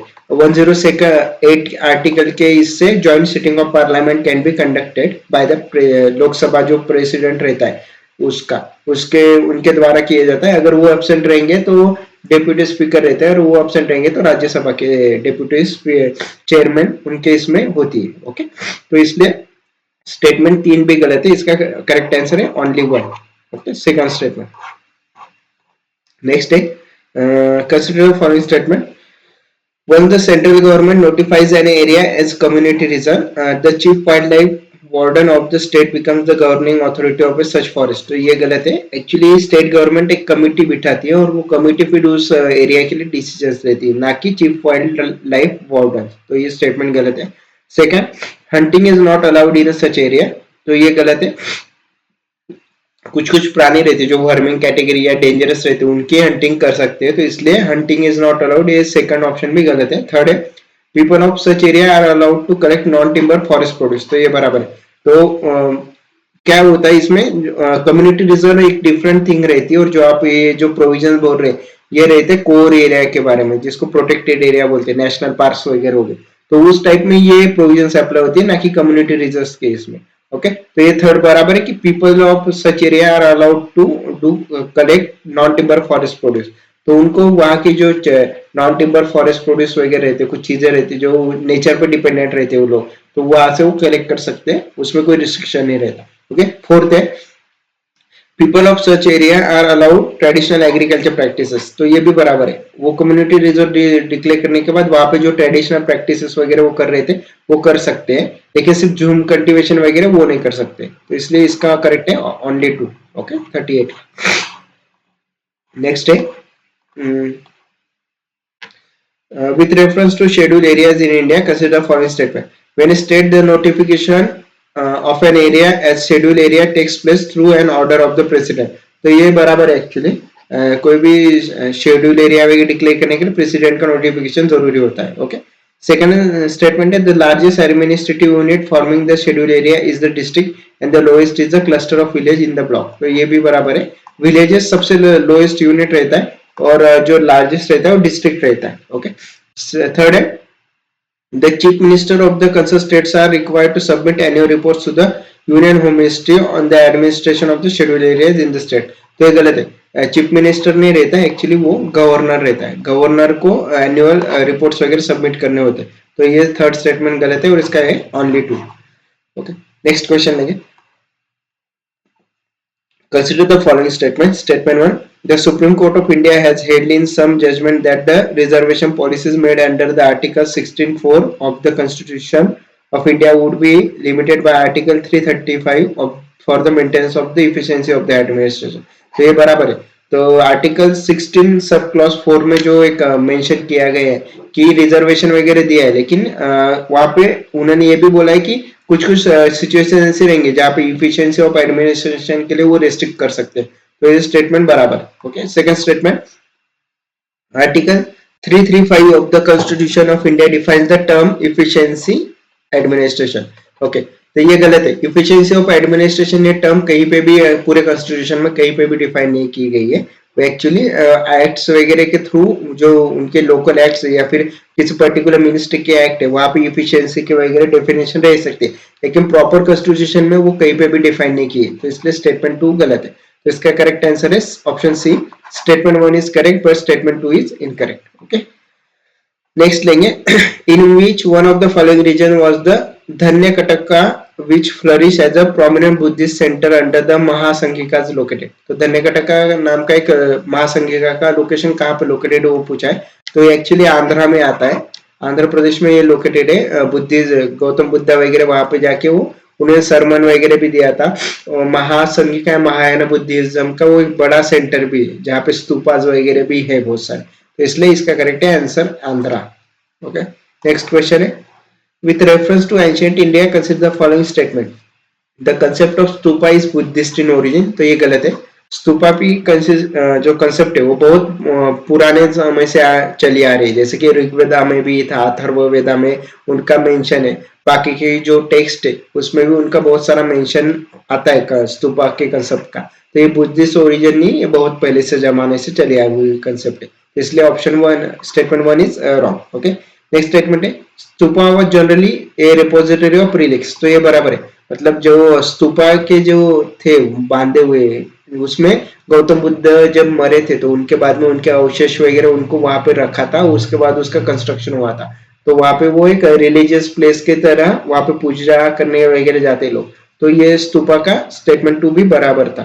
थर्ड है stupa was a वोटिव and community structure in Buddhist tradition, तो ये भी बराबर था। मतलब एक कम्युनिटी स्ट्रक्चर था बुद्धिस्ट ट्रेडिशन का था, जहाँ पे लोग वहां पे गौतम बुद्धा की मतलब वहां पे पूजा वगैरह करने जाते थे, उनका नाम लेते थे वगैरह, रिसाइटल वगैरह करते थे। तो स्टेटमेंट तीसरा भी बराबर है, तो इसका करेक्ट ऑप्शन है only two. Okay, next question with reference to ancient South India Korkai Poompuhar and Muchiri were well known as. Okay, तो पूमपुहार पता होगा, कभी आपने एंशियंट इंडिया वगैरह पढ़ा होगा, तो तमिलनाडु के इसमें एक पोर्ट वगैरह था, कोरकाई भी उधर ही था ईस्टर्न साइड का, तो वहां से ट्रेड वगैरह होता था। इनका मेंशन है पेरिपेलस ऑफ इरिथ्रियंस नाम का एक ग्रंथ है, उसमें उनका मेंशन भी था। तो ये एक्चुअली पोर्ट्स टाउन्स थे वहां उस टाइम के एंशियंट इंडिया के, बहुत फ्लरिश टाइम, मतलब वेस्टर्न साइड से ईस्टर्न साइड से वहां से ट्रेड होता था। तो ये उस टाइम के बहुत प्रॉस्परस पोर्ट्स हुआ करते थे पांड्या किंगडम के। ओके, तो इसलिए इनका करेक्ट आंसर है option B ports. Next question which one of the following explains the practice of Vatta Kirutal as a mention in Sangam poems? Okay, वट्टा किरुतल नाम का एक प्रैक्टिस हुआ करता था, तो उसको कैसे डिफाइन किए थे वो पूछा है। तो इसका करेक्ट आंसर था option D, a king is defeated in a battle committing ritual suicide by starving himself to the death. Okay, तो ये कैसे होता था, जो भी किंग वगैरह कोई डिफीट होता था तो उसको बंदी बना देते, तो उसके बाद डिग्निटी के पर्पज से फिर वो है ना फास्ट रखता था अनटू दे, जब तक वो मर नहीं जाता। नॉर्थ साइड को ऐसे मूव करके वहां पे वो फास्ट करते थे, इधर वो ग्रुप ऑफ पर्सन हो सकते हैं या फिर सिंगल पर्सन भी होता था, और नॉर्थ साइड में ऐसे फेस करते थे, और जब अनटिल डेथ जब तक वो मर ना जाए तब तक वो फास्ट करते थे। उसको वट्ट किरुतल करके नाम के एक प्रोसेस है, उसको बोला जाता है। Okay, next question Consider the following dynasties: Hoysala, Gardwala, Kaktiya, and Yadava. How many of the above dynasties established their kingdom in early 8th century AD? Okay, 8th century AD में कौन से kingdom हुए थे, तो वो पूछा है। तो देखिए होयसला का टाइम पीरियड था अराउंड 10 to 15 सेंचुरी के इसमें होयसला थे। गढ़वाला भी अराउंड 10 to 12 सेंचुरी के इसमें था। काकतिया एंड यादव भी अराउंड 10th सेंचुरी के बाद में ही आए थे, तो इसलिए ये कहाँ पे भी 8th सेंचुरी एडी के इसमें टाइमलाइन में फिट नहीं होते, तो इसका करेक्ट ऑप्शन है option D, none of the above. Okay, Kakatiya of Warangal, इनका कैपिटल था वारंगल। होयसला का हेलबिड था। ओके, यादवा का ऊपर था, गढ़वाला भी नॉर्थ साइड के रीजन में ही थे। ओके, यादवा वगैरह गढ़वाला ये डेक्कन साइड में ज्यादातर से रूल आउट करते थे। ओके, नेक्स्ट क्वेश्चन लेंगे 46 with reference to the ancient Indian history consider the following pairs. Literary work और ऑथर दिए, तो कुछ किताबें दी है और उनके ऑथर्स कौन थे वो दिए। फर्स्ट है देवी चंद्रगुप्ता बिल्हन करके, सेकंड है हमीरा महाकाव्य न्यायचंद्र सूरी, थर्ड है मिलिंद पन्हा नागार्जुना, और फोर्थ है नीति वाक्य मित्र सोमदेव सूरी। तो इसका करेक्ट आंसर था देवी चंद्रगुप्त बिल्हन का नहीं था, ये गलत है। हमीरा महाकाव्य न्यायचंद्र सूरी का था। मिलिंद पन्हा नागार्जुन का नहीं था, तो नागसेना था। ओके, नागसेन। ओके, और नीति काव्य मित्र सोमदेव सूरी का था, तो ये बराबर था। तो इसका करेक्ट ऑप्शन है बी, ओनली 2। ये अगर आ रहा है तो अटेम्प्ट करो, otherwise leave it such questions. 47 souls are not only the property of animals and plant life but also of rocks, running water and many other natural objects not looked on as a living by other religious sects. The above statement reflects one of the core beliefs of which one of the following religious sects of the ancient India. तो देखिए soul की concept actually Buddhism में absent है, वहां पे उन्होंने कभी soul का जिक्र नहीं किया। गौतम बुद्धा ने वगैरह उन्होंने बोला री इनकारनेशन वगैरह, वो फिलोसफी में रिबर्थ में वो बिलीव नहीं करते थे, तो इसलिए सो बुद्धिज्म वहां पे ऑप्शन नहीं था। तो इसका करेक्ट था जैनिज्म। जैनिज्म में फिलोसफी ये है कि हर एक चीज में सोल है, वेदर इज रॉक हो गया, फिर ह्यूमन बीइंग हो गया, या पेड़ पौधे हो गए, या फिर कोई भी चीज हो धरती पे जो है, उसमें हर एक चीज में सोल एग्जिस्ट करती है, ऐसा जैनिज्म का बिलीफ था। तो इसका करेक्ट आंसर है जैनिज्म। ओके, नेक्स्ट क्वेश्चन है, who among the following rulers of the Vijayanagara Empire constructed a large dam across Tungabhadra river and a canal come adequate several kilometers long from the river to the capital city? Okay तो ये Tungabhadra river पे जो dam construct किया था वो Devaraya one थे, उन्होंने actually ये कंस्ट्रक्ट किया था उस टाइम के इसमें संगम लिटरेचर जो संगम पीरियड था उनका, संगम डायनेस्टी वगैरह, तो उस टाइम में उन्होंने ये बनाया था। ओके तो इसका फैक्चुअल क्वेश्चन था, पता है तो करो ना, otherwise leave it. Okay 49 next question, who among the following rulers of the medieval Gujarat surrendered Diu to Portuguese? तो ये एक्चुअली ये भी फैक्चुअल था, अगर आपने कभी राजीव अहिर सर का मॉडर्न हिस्ट्री का बुक पढ़ा होगा स्पेक्ट्रम पब्लिकेशन का, तो वहां पे दिया है। इसका करेक्ट आंसर था बहादुर शाह। तो बहादुर शाह क्या हुआ था, हुमायूं वगैरह उन्होंने गुजरात पे रेड की थी, तो उसके वजह से ये अंडर प्रेशर था ट्रिवेंडर, तो उन्होंने फिर पोर्तुगीज तब बहुत थोड़े पावरफुल थे, एम्बिशियस थे, तो उनके साथ एक ट्रीटी की थी और उसके बाद दीव उनको सरेंडर किया था 1534 में। ट्रीटी ऑफ बेसन के बाद में उन्होंने ये पोर्ट उनको सरेंडर किया था।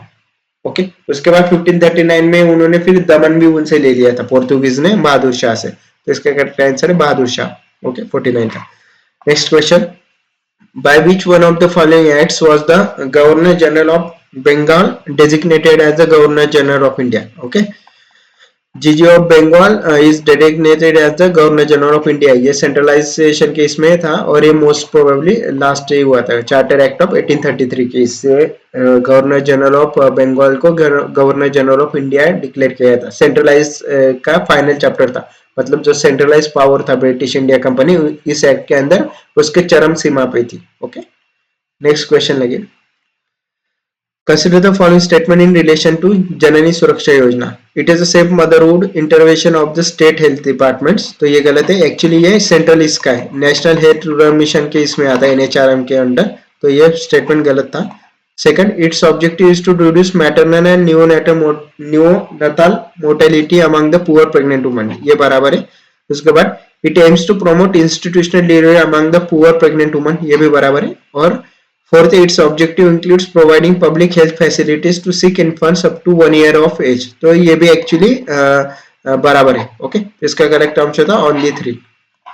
Next question, consider the following statement in the context of the interventions being undertaken under anemia मुक्त Bharat strategy। it provides prophylactic calcium supplementation for preschool children, adolescent and A pregnant woman, तो ये गलत है। Actually प्रोफाइलेटिक calcium नहीं था तो iron supplements उनको provide किए जाते। Okay second statement, it runs a campaign for delayed cord clamping at the time of child birth, तो ये बराबर है। ओके नेक्स्ट है, it provides for periodic deworming of to children and adolescents, तो ये भी बराबर है। और लास्ट है, it addresses non nutritional causes of anaemia in endemic pockets with special focus on malaria, haemoglobin and fluorosis, तो ये थोड़ा सा गलत है। एक्चुअली नॉन न्यूट्रिशनल वो फोकस करते हैं लेकिन उसमें एनीमिया जिनको है उनको भी करते हो, जिनको नहीं है उनको भी करते, सिर्फ एनीमिया के लिए नहीं करते, तो इसलिए फोर्थ ऑप्शन गलत था, इसका है ओनली 250 सेकंड का।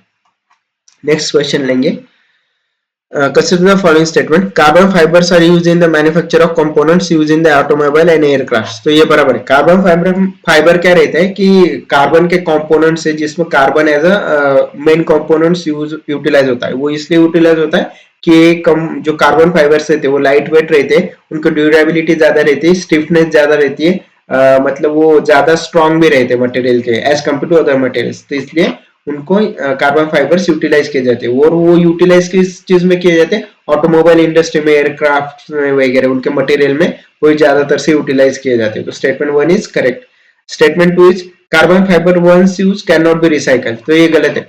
एक्चुअली कार्बन फाइबर का मेन मोटो ये है कि जब वो बनाते हो तो एक्चुअल जो प्रोडक्ट बनाते हैं एल्यूमिनियम वगैरह से, उससे ज्यादा एनर्जी कंज्यूम होती है, 14 टाइम्स ज्यादा, तो इसकी वजह से इसको रिसाइकल करना इंपॉर्टेंट हो जाता है, तो वो मोस्ट प्रोबेबली रिसाइकेबल रहते हैं, वो रिसाइकल करते हैं उनको, तो इस स्टेटमेंट 2 गलत है, तो इसका करेक्ट है option A 1 only. Okay next question, consider the following actions, detection of car crash collision which results in deployment of airbags almost instantly, detection of accident free fall of a laptop towards the ground which results in immediate turning off of the hard drive, okay, detection of the tilt of the smartphone which results in the rotation of display between portrait and landscape mode. Okay, in how many of the above actions functions accelerometer is used? तो ये actually ये accelerometer तीनों भी चीजों में use होता है. जब आपका फोन का आप लैंडस्केप और पोर्ट्रेट मोड करते हैं ऐसा तिरछा वगैरह करने पे आपकी स्क्रीन रोटेट होती है तो उसमें एक्सेलरोमीटर का यूज होता है. उसके बाद जब आपका लैपटॉप चालू है सपोज और आपको ऐसे एकदम से सडनली हाथ से गिर गया तो एक्सेलरोमीटर रहता है लैपटॉप के अंदर जो डिटेक्ट करता है कि सडन फॉल हो रहा है फ्री फॉल हो रहा है. तो उसकी वजह से वो हार्ड ड्राइव रहती है लैपटॉप की उसको स्टॉप कर देता है. तो जिसकी वजह से जो प्रोसेस रहती है या फिर कोई हार्ड ड्राइव को कोई उसमें ज्यादा डैमेज नहीं होता उसके कारण. तो ये भी बराबर है. और first detection of car crash collision तो इसमें भी एक्सेलरोमीटर ज्यादातर से यूज होता है. जब आपको लग रहा है कि आप गाड़ी को मतलब सेंसर्स रहते हैं अगर उनको एक्सेलरोमीटर को वो डिटेक्ट करते हैं कि भाई अभी कार क्रैश होने वाली तो वो एयरबैग्स रिलीज करता है उसके अकॉर्डिंगली. तो ये तीनों में भी ये एक्सेलरोमीटर का यूज होता है. Okay, next question. With reference to the role of the biofertilizers in recirculating aquaculture system, consider the following statement. Biofertilizers provide waste treatment by removing uneaten fish feed. ये बराबर है. Biofertilizers convert ammonia present in fish waste to nitrate. तो ये भी statement बराबर है. उसके बाद था biofilters increases phosphorus as a nutrient for fish in water. तो ये गलत है. कोई भी बायोफिल्टर्स वगैरह रहते हैं वो हम इसलिए यूटिलाइज करते हैं कि जो भी हार्मफुल प्रोडक्ट्स पानी में हो गए या फिर एनवायरनमेंट में वो कम हो सके. तो बायोफिल्टर्स कम हमेशा वो जो डेंजरस प्रोडक्ट उनको रिड्यूस करने की कोशिश करते हैं ना कि बढ़ाने की.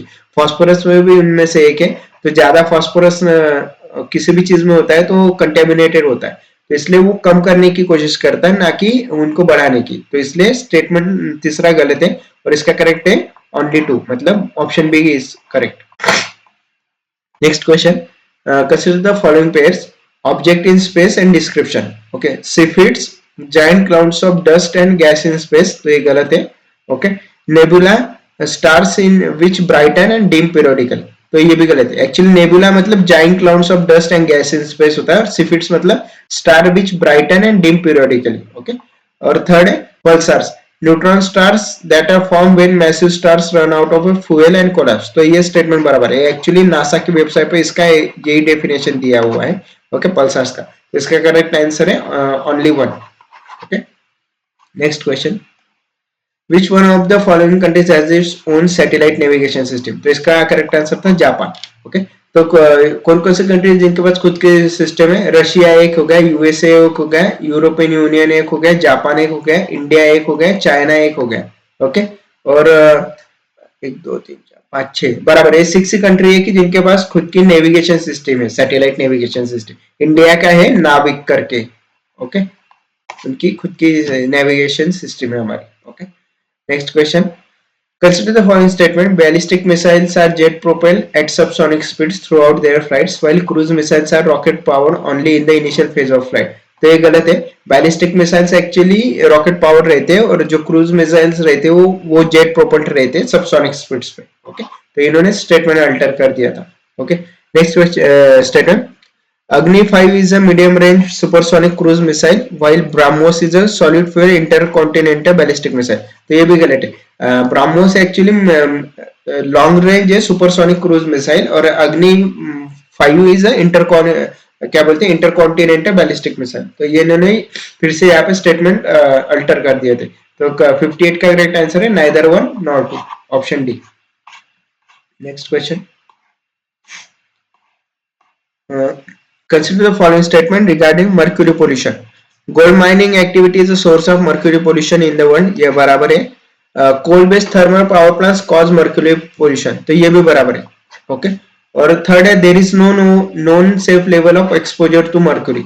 अभी देखिए ये स्टेटमेंट थोड़ा कॉन्ट्रोडिक्टरी था. एक्चुअली यूएसए और कनाडा के जो उनके खुद के पब्लिकेशन है कुछ पेपर्स वगैरह तो उन्होंने दिया है उनका जो सेफ एक्सपोजर 20 ग्राम पर पार्ट्स पर मिलियन के लिए दिया है. लेकिन WHO के ऑफिशियल जो वेबसाइट है वहां पे कोई भी उन्होंने सेफ लेवल मेंशन नहीं किया है. तो इसलिए थोड़ा सा कॉन्ट्रोडिक्टरी है. और ये यूपीएससी के अभी जो आंसर की वगैरह आएगी उसके इसमें ही दिखे मुझे मिलेगा कि वेदर इट इज राइट और रॉन्ग. तो मोस्ट प्रोबेबली तो इसका करेक्ट आंसर है ऑल 3. ओके, 59 का C. 60 question. With reference to green hydrogen, consider the following statement. It can be use directly as a fuel for internal combustion, ये correct statement है। Second statement है it can be blended with natural gas and use as a fuel for heat और power generation, तो ये भी statement बराबर है। Third है it can be use in the hydrogen fuel cell to run vehicles, तो ये भी स्टेटमेंट बराबर है। एक्चुअली क्या होता है, हाइड्रोजन यूटिलाइज करने का यही एक फायदा है कि वो डायरेक्टली आईसी इंजन जो हमारे व्हीकल है उसमें यूटिलाइज कर सकते हैं without modifying the engine. Okay, तो उसका ये फर्स्ट एक क्या बोलते हैं, एक ड्रॉबैक नहीं बोल सकते, उसका एक बेनिफिट है अपने को। Okay, second it can be blended with natural gas and use as a fuel for heat और पावर जनरेशन, तो ये भी बराबर है। हाइड्रोजन एक्चुअली गैस ऐसा है कि जो किसी भी गैस के साथ इजीली मिक्स आउट हो जाता है, उसके बाद उसका इफिशियंसी बढ़ाता है, कंबशन प्रोसेस में उसका कैलोरीफिक वैल्यू ज्यादा होने के कारण जल्दी से बर्न आउट होता है और वो पूरी तरह से बर्न होता है, उसकी वजह से कोई रेसिड्यू या फिर कोई अदर हार्मफुल गैसेस एनवायरमेंट में रिलीज नहीं होते, उसके वजह से हाइड्रोजन प्रीफर है, most prefer fuel for the this process, hydrogen मतलब पावर जनरेशन के लिए वगैरह। ओके, और third it can be use in the hydrogen fuel cells to run vehicles, तो ओके ये भी बराबर। अभी उत्तराखंड, हिमाचल प्रदेश, बैंगलोर साइड में वगैरह हाइड्रोजन फ्यूल पे चलने वाली फुल एक बस भी उन्होंने रन करके देखी थी, उसका ट्रायल रन भी हुआ था, तो ये स्टेटमेंट तीन भी बराबर। तो देखिए इसका करेक्ट आंसर है ऑल ऑफ द थ्री, मतलब ऑप्शन सी। एक्चुअली 2024 का प्रीवियस पेपर जो हमने डिस्कस किया उसमें भी हाइड्रोजन के इस पे ही एक क्वेश्चन आया था कि उसका बाय प्रोडक्ट क्या रहता है, तो उसमें सिर्फ उसका बाय प्रोडक्ट वाटर ही रहता है।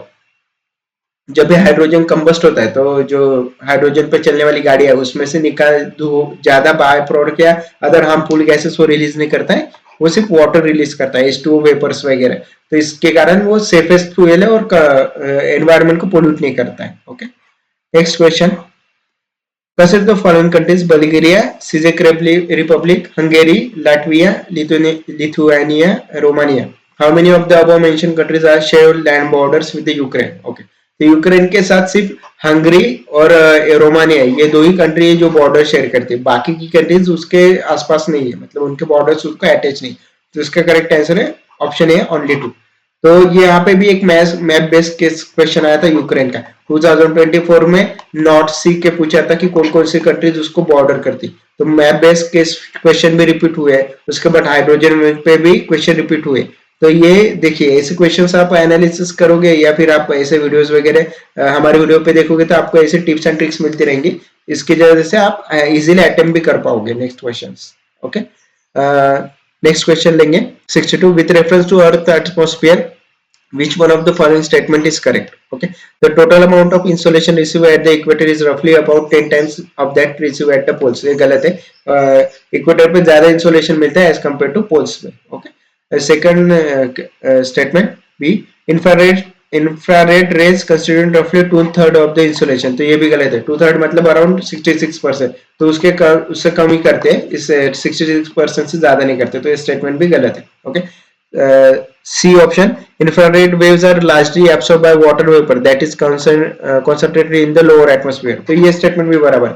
ओके, एक्चुअली मैंने अभी 2024 के पेपर में उन्होंने पूछा था कि सनरेज शॉर्ट वेव्स रेज आते हैं और वो एब्सॉर्ब करते हैं, ऐसा बोला गया था स्टेटमेंट मतलब स्टेटमेंट में स्टेटमेंट 2 के इसमें क्वेश्चन आया था, तो सिमिलर पैटर्न पे वही पूछा गया है, रिपीट हुआ है क्वेश्चन। तो क्या होता है, हमारा यहाँ ओजोन लेयर ऐसा रहता है, सन से जो रेज आते हो वो शॉर्ट वेव रेडिएशन रहते हैं, तो हमारा ओजोन लेयर से फिल्टर आउट होके फिर हमारे एटमॉस्फेयर में आते हैं, और एटमॉस्फेयर में ग्रीन हाउस गैसेस होने के कारण वो लॉन्ग वेव रेडिएशंस में कन्वर्ट होते हैं, और हमारे ग्रीन हाउस गैसेस मतलब CO2, ऑक्सीजन वगैरह, फिर हाइड्रोजन वगैरह हो गया, सल्फर हो गया, ये उसको लॉन्ग वेव रेडिएशंस को ट्रैप कर लेते हैं, जिसकी वजह से हमारे अर्थ का एटमॉस्फेयर मतलब जो टेम्परेचर वो बढ़ता है। तो जो हमारा अर्थ है वो शॉर्ट वेव रेडिएशंस को जाने देता है, लेकिन लॉन्ग वेव रेडिएशन है उनको ट्रैप कर लेता है, तो इसलिए इसका करेक्ट आंसर है ऑप्शन सी। ओके, और लास्ट ऑप्शन था infrared waves are the part of visible spectrum of the electromagnetic waves of solar radiation, तो ये गलत है, infrared waves are not a part of the visible spectrum, उसमें नहीं आते वो। Okay, next question, consider the following statement. Statement 1, the soil in tropical rainforest is rich in nutrients, तो ये गलत है, जो भी ट्रॉपिक्स में जो जैसे इक्वेटर वगैरह हो गए वहां पे बहुत सारे ज्यादा बारिश होती है, तो उसके कारण क्या होता है, जो पानी रहता है वो रन ऑफ वाटर जिसको बोलते हैं, वो अपने साथ बहुत सारे जो सॉइल रहते हैं उसको लेके जाता है, जो न्यूट्रिएंट्स रहते हैं उसमें वो भी उसके साथ चले जाते हैं, तो इसलिए ट्रॉपिकल रेन फॉरेस्ट में ज्यादा रिच न्यूट्रिएंट्स नहीं रहते सॉइल। ओके, और स्टेटमेंट 2 ये The high temperature and moisture of tropical rainforest cause dead organic matter in the soil to decompose quickly. तो ये कारण है वहां पे न्यूट्रिएंट ज्यादा होने का, क्योंकि बारिश ज्यादा होती है, टेम्परेचर ज्यादा वगैरह होता है तो डिकम्पोज होता है मैटर जल्दी, लेकिन बारिश ज्यादा होने के कारण वो पानी के साथ बह जाता है, तो इसलिए statement 2 is correct but statement 1 is wrong. तो इसका करेक्ट है option D, statement 1 is incorrect but statement 2 is correct. Okay, next question, consider the following statement. Statement 1, the temperature contrast between continents and oceans is greater during summer than winter। तो ये गलत है। Winter के इसमें जो temperature contrast रहता है during मतलब ओशन और लैंड के बीच में, वो विंटर के इसमें ज्यादा रहता है as compare to summer. Okay, statement 2, the specific heat of water is more than land surface. तो ये स्टेटमेंट बराबर है एक्चुअली। ओके, तो इसका करेक्ट है 64 का D, statement 1 is incorrect but statement 2 is correct. Next question, consider the following statement. In a seismograph, P waves are recorded earlier than S waves। तो ये बराबर है। एक्चुअली P waves रहते हैं उनकी वेलोसिटी सबसे ज्यादा रहती है। ओके, तो सबसे पहले सिस्मोग्राफ पे रिकॉर्ड भी होते। ओके, तो ये स्टेटमेंट 1 बराबर था, ये एक्चुअली फैक्चुअल है, एनसीईआरटी में दिया हुआ है ये। ओके, उसके बाद statement 2, in P waves the individual particle vibrate to and fro in the direction of wave propagation, whereas in S wave the particles vibrate up and down at the right angles to the direction of the wave propagation। तो ये भी बराबर था। To and fro मतलब suppose अभी इसकी direction ऐसी wave ऐसी जा रही, तो पी वेव्स उसके अकॉर्डिंगली ऐसे जाएंगे, ऐसे ऐसे ऐसे ऐसे उसके साथ ये करेंगे, पैरेलली उसके साथ मूव आउट करेंगे। वाइल परपेंडिकुलर मतलब क्या बोलते हैं उसको, vibrate up and down. Up and down मतलब अगर इसका डायरेक्शन ऐसा है तो ऐसे ऐसे वाइब्रेट करेंगे एस वेव। तो S wave is a perpendicular wave, while P wave is a parallel wave, जिसको लॉन्जिट्यूडिनल वेव भी बोलते हैं, और पी वेव को हम साउंड वेव भी बोलते हैं।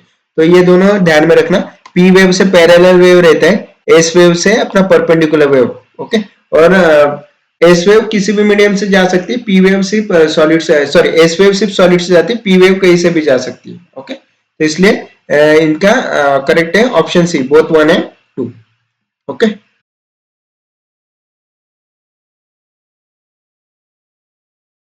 next question, with reference to coal based thermal power plants in India, consider the following statement. None of them uses seawater। तो ये एक्सट्रीम स्टेटमेंट है, गलत है। Okay, none of them is set up in a water state district. तो ये भी गलत है। बहुत सारे रिपोर्ट्स वगैरह आए थे, तो चंद्रपुर डिस्ट्रिक्ट में, नागपुर डिस्ट्रिक्ट में जो कोल बेस्ड पावर प्लांट है उनमें पानी की बहुत किल्लत हो रही थी, तो इसलिए ये भी स्टेटमेंट गलत है। थर्ड है, none of them is privately own. तो ये भी गलत है। एक्चुअली सबसे बड़ा जो कोल पावर प्लांट है वो अदानी एंटरप्राइजेस के पास है, तो ये वो भी प्राइवेटली ओन है, तो इसलिए वो स्टेटमेंट भी गलत है। तो इसका करेक्ट आंसर था D, none. Okay, next question, Wolbachia method is sometimes talked about with reference to which one of the following। Okay, Wolbachia actually क्या होता है, वोल्बाचिया नाम का एक बैक्टीरिया है जो कि मॉस्किटोज में वगैरह रहता है या फिर एनिमल्स में रहता है। उसके कारण क्या होता है, बहुत सारे जो वायरस वगैरह वो डिसीजेस नहीं होते, वो उनको मतलब उनको रिपेल करता है। वो ज्यादातर से वो बीमार नहीं गिरते फिर जिनके पास ये बैक्टीरिया रहता है। तो बहुत दिन से साइंटिस्ट इस पे रिसर्च कर रहे थे।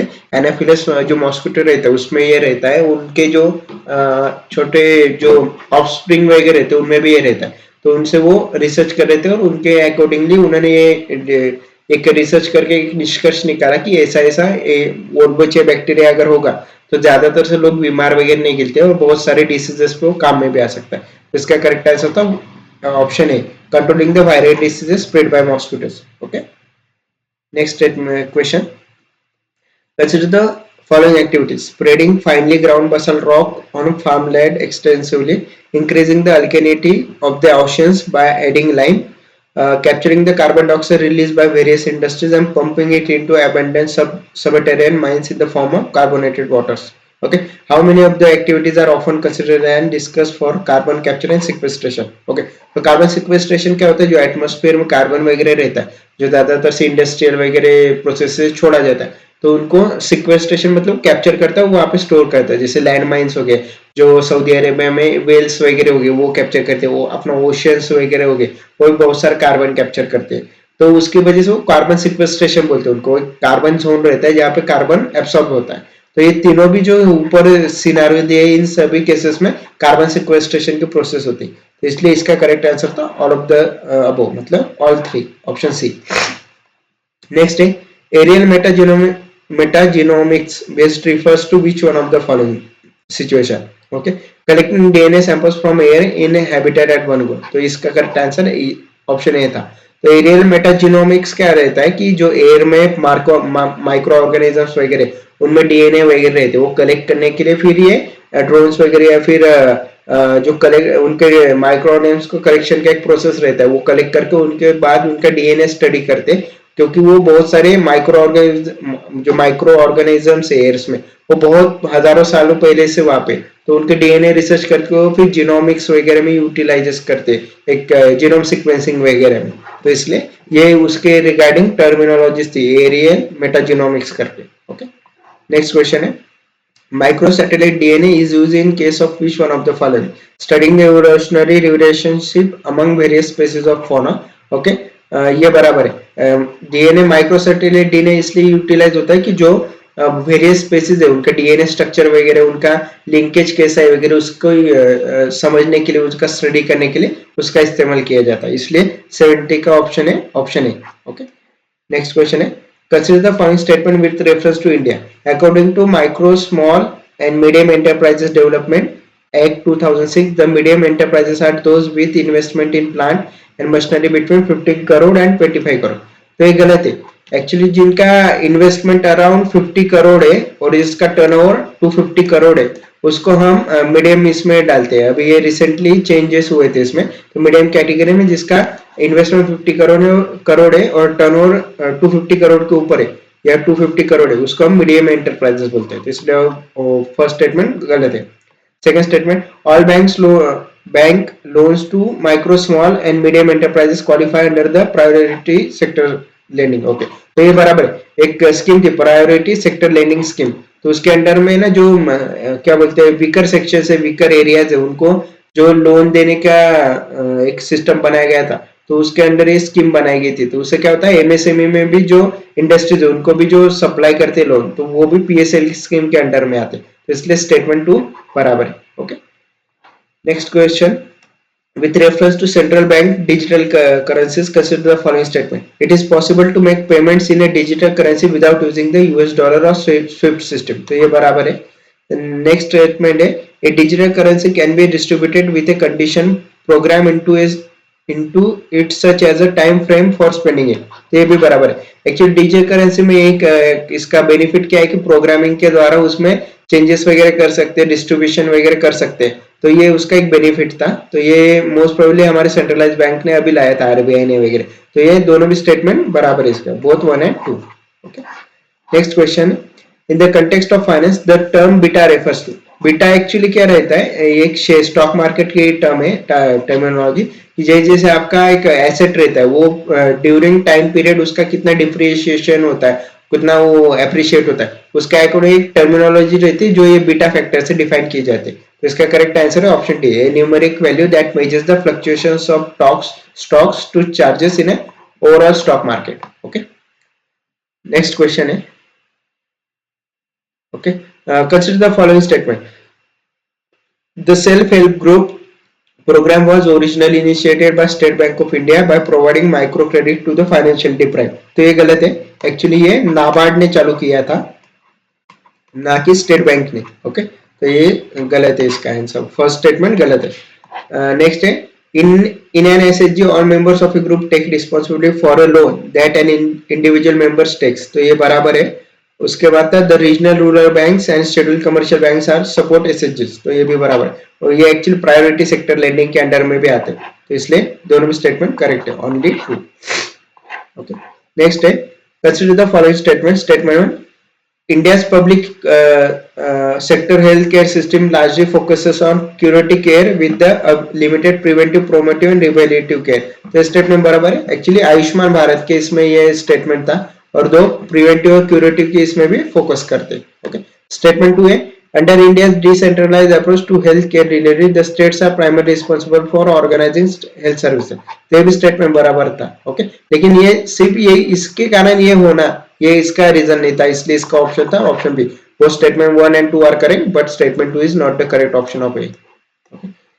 नेक्स्ट है according to the United Nations World Water Development Report 2022 India extracts more than एक quarter of world's ground water withdrawal each year, तो ये स्टेटमेंट बराबर था। ये यूनाइटेड नेशन का एक रिपोर्ट आया था, उसके अकॉर्डिंगली उन्होंने एक फैक्ट दिया था कि इंडिया को ग्राउंड वाटर ज्यादा वो इस्तेमाल करते हैं, क्वार्टर ऑफ द पूरा जो उसका यूज है उसके इसमें, क्योंकि इंडिया की पॉपुलेशन वगैरह भी ज्यादा था इसलिए। ओके, next है, India needs to extract more a quarter of world's groundwater each year to satisfy the drinking water and sanitation needs of almost 18% of world population living in its territory. Okay, तो ये गलत है। Around 60% irrigation के लिए लगता है और 85% ground water है, ये ड्रिंकिंग पर्पज के लिए हम इस्तेमाल करते हैं, तो इसकी वजह से ये स्टेटमेंट 2 गलत आता है। तो इसका करेक्ट ऑप्शन था statement 1 is correct but statement 2 is incorrect. Okay, next है, consider the following statement. According to Constitution of India, the central government has a duty to protect states from internal disturbances. तो ये बराबर है। Actually article 355 के इसमें ये mention किया गया है कि सेंट्रल को हर एक स्टेट को इंटरनल डिस्टर्बेंसेस और जो एक्सटर्नल एग्रेशन वगैरह होगा उसके अगेंस्ट में प्रोटेक्ट करना पड़ेगा। तो स्टेटमेंट 1 करेक्ट है। स्टेटमेंट 2 है, the constitution of India exempts the states from providing legal counsel to a person being held for preventive detention. तो ये भी बराबर है। प्रिवेंटिव डिटेंशन में जो भी पर्सन रहता है उसको लीगल काउंसिल नहीं दे सकते, क्योंकि उसका मेन पर्पस ये रहता है कि वो पर्सन को कोई क्राइम करने से रोके, इसलिए प्रिवेंटिव डिटेंशन में डाला जाता है। तो स्टेटमेंट 2 भी उसका बराबर है। ओके, और थर्ड है, according to prevention of terrorism act 2002, confession of accused before the police can not be used as evidence. तो ये गलत है, इसको टाडा एक्ट भी बोलते हैं, टाडा एंड पोटा। ओके, तो इसमें एक्चुअली प्रोविजंस क्या थी कि पुलिस के सामने जो भी आप कन्फेशन लोगे तो वो कोर्ट में एक्चुअली लीगल रहेगा, मतलब वो एक्सेप्ट किया जाएगा, तो इसलिए ये इसकी प्रोविजन नहीं थी। ओके, तो इसका करेक्ट है only 2। Okay, next question, which one of the following countries has been suffering from decades of civil strife and food shortages and was in news in recent past for its very severe famine? Okay, इसका Somalia answer था। Somalia में क्या हुआ था, बहुत सारा civil strike हुआ था, फूड शॉर्टेजेस हुए थे, इन्फ्लेशन वगैरह जो हुआ था। वहां पे एक तो जमीन वगैरह ज्यादा है नहीं और जो है वहां पे खेती वगैरह ज्यादा होती नहीं, तो उसकी वजह से फैमाइन वगैरह भी ज्यादा हुआ था बारिश वगैरह कारण डेजर्ट के इसमें, तो इसलिए वो न्यूज में भी था सोमालिया। यहाँ पे ज्यादातर से पायरेसी मेन ये रहता है, क्योंकि कोस्ट को लग के तो यहाँ पे पायरेसी वगैरह ज्यादा चलती। ओके, नेक्स्ट क्वेश्चन है, consider the following statement. In India, the biodiversity management committees are the key to the realization of the objectives of the Nagoya Protocol. तो ये बराबर है। नागोया प्रोटोकॉल वगैरह एक्चुअली एनवायरनमेंट का प्रोटोकॉल था, जहाँ पे जो एसएसएन बेनिफिट शेयरिंग वगैरह एक उसमें टर्मिनोलॉजी थी, तो उसके अंडर में आता है, उसके लिए मैनेजमेंट कमिटीज रहती जो कि इसको इम्प्लीमेंट करती। ओके, सेकंड था, the biodiversity management committees have important function in determining access and benefit sharing, including the power to levy collection fees on the access of biological resources within its jurisdiction। तो भी statement बराबर है। Actually अगर committee को found out हुआ कि कोई इसको प्रोटोकॉल को वायलेट कर रहा है तो उस पर फाइन वगैरह लगा सकती है, तो उतना अथॉरिटी उसके पास है। तो ये दोनों भी स्टेटमेंट करेक्ट है, 1 and 2।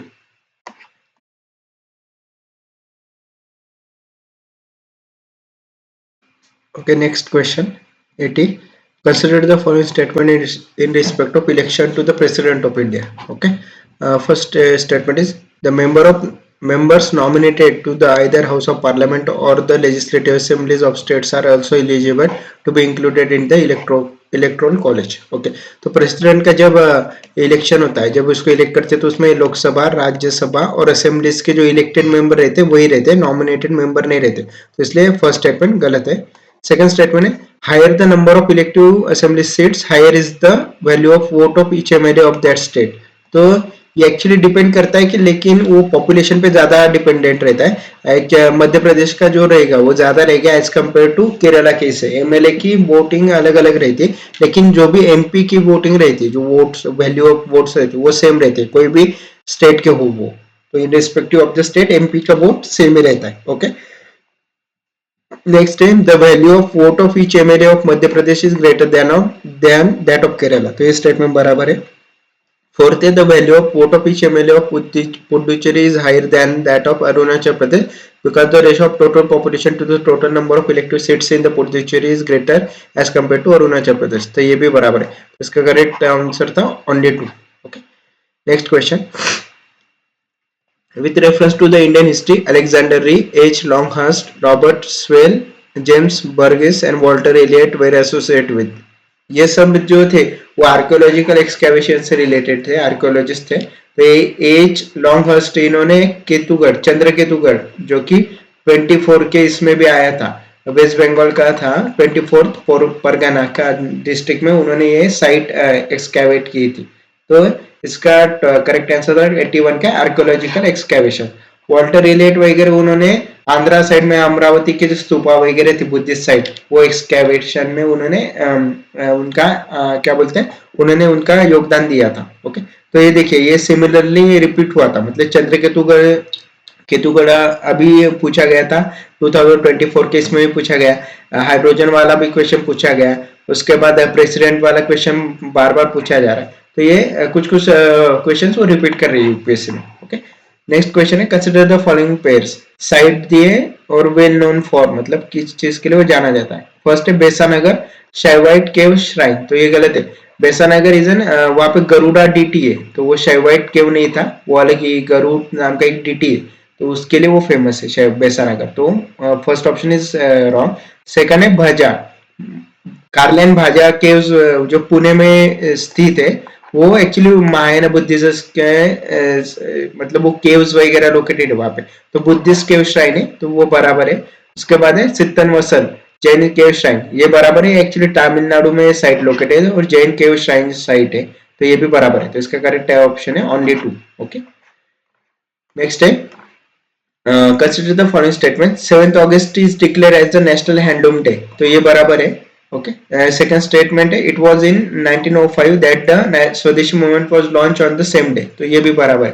तो इसका करेक्ट आंसर है वो statement 1 and 2 are correct, and statement 2 is the correct answer explanation for statement 1। Okay, next है consider the following statement with respect to national flag of India according to the flag code of India 2002.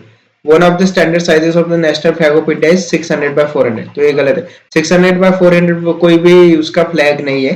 I think this is 150 is the last limit and upper limit is around 6400, 6300, 200 ऐसा कुछ तो है, लेकिन ये कोई भी उसमें एक पर्टिकुलर साइज नहीं 600 by 400, तो ये गलत है।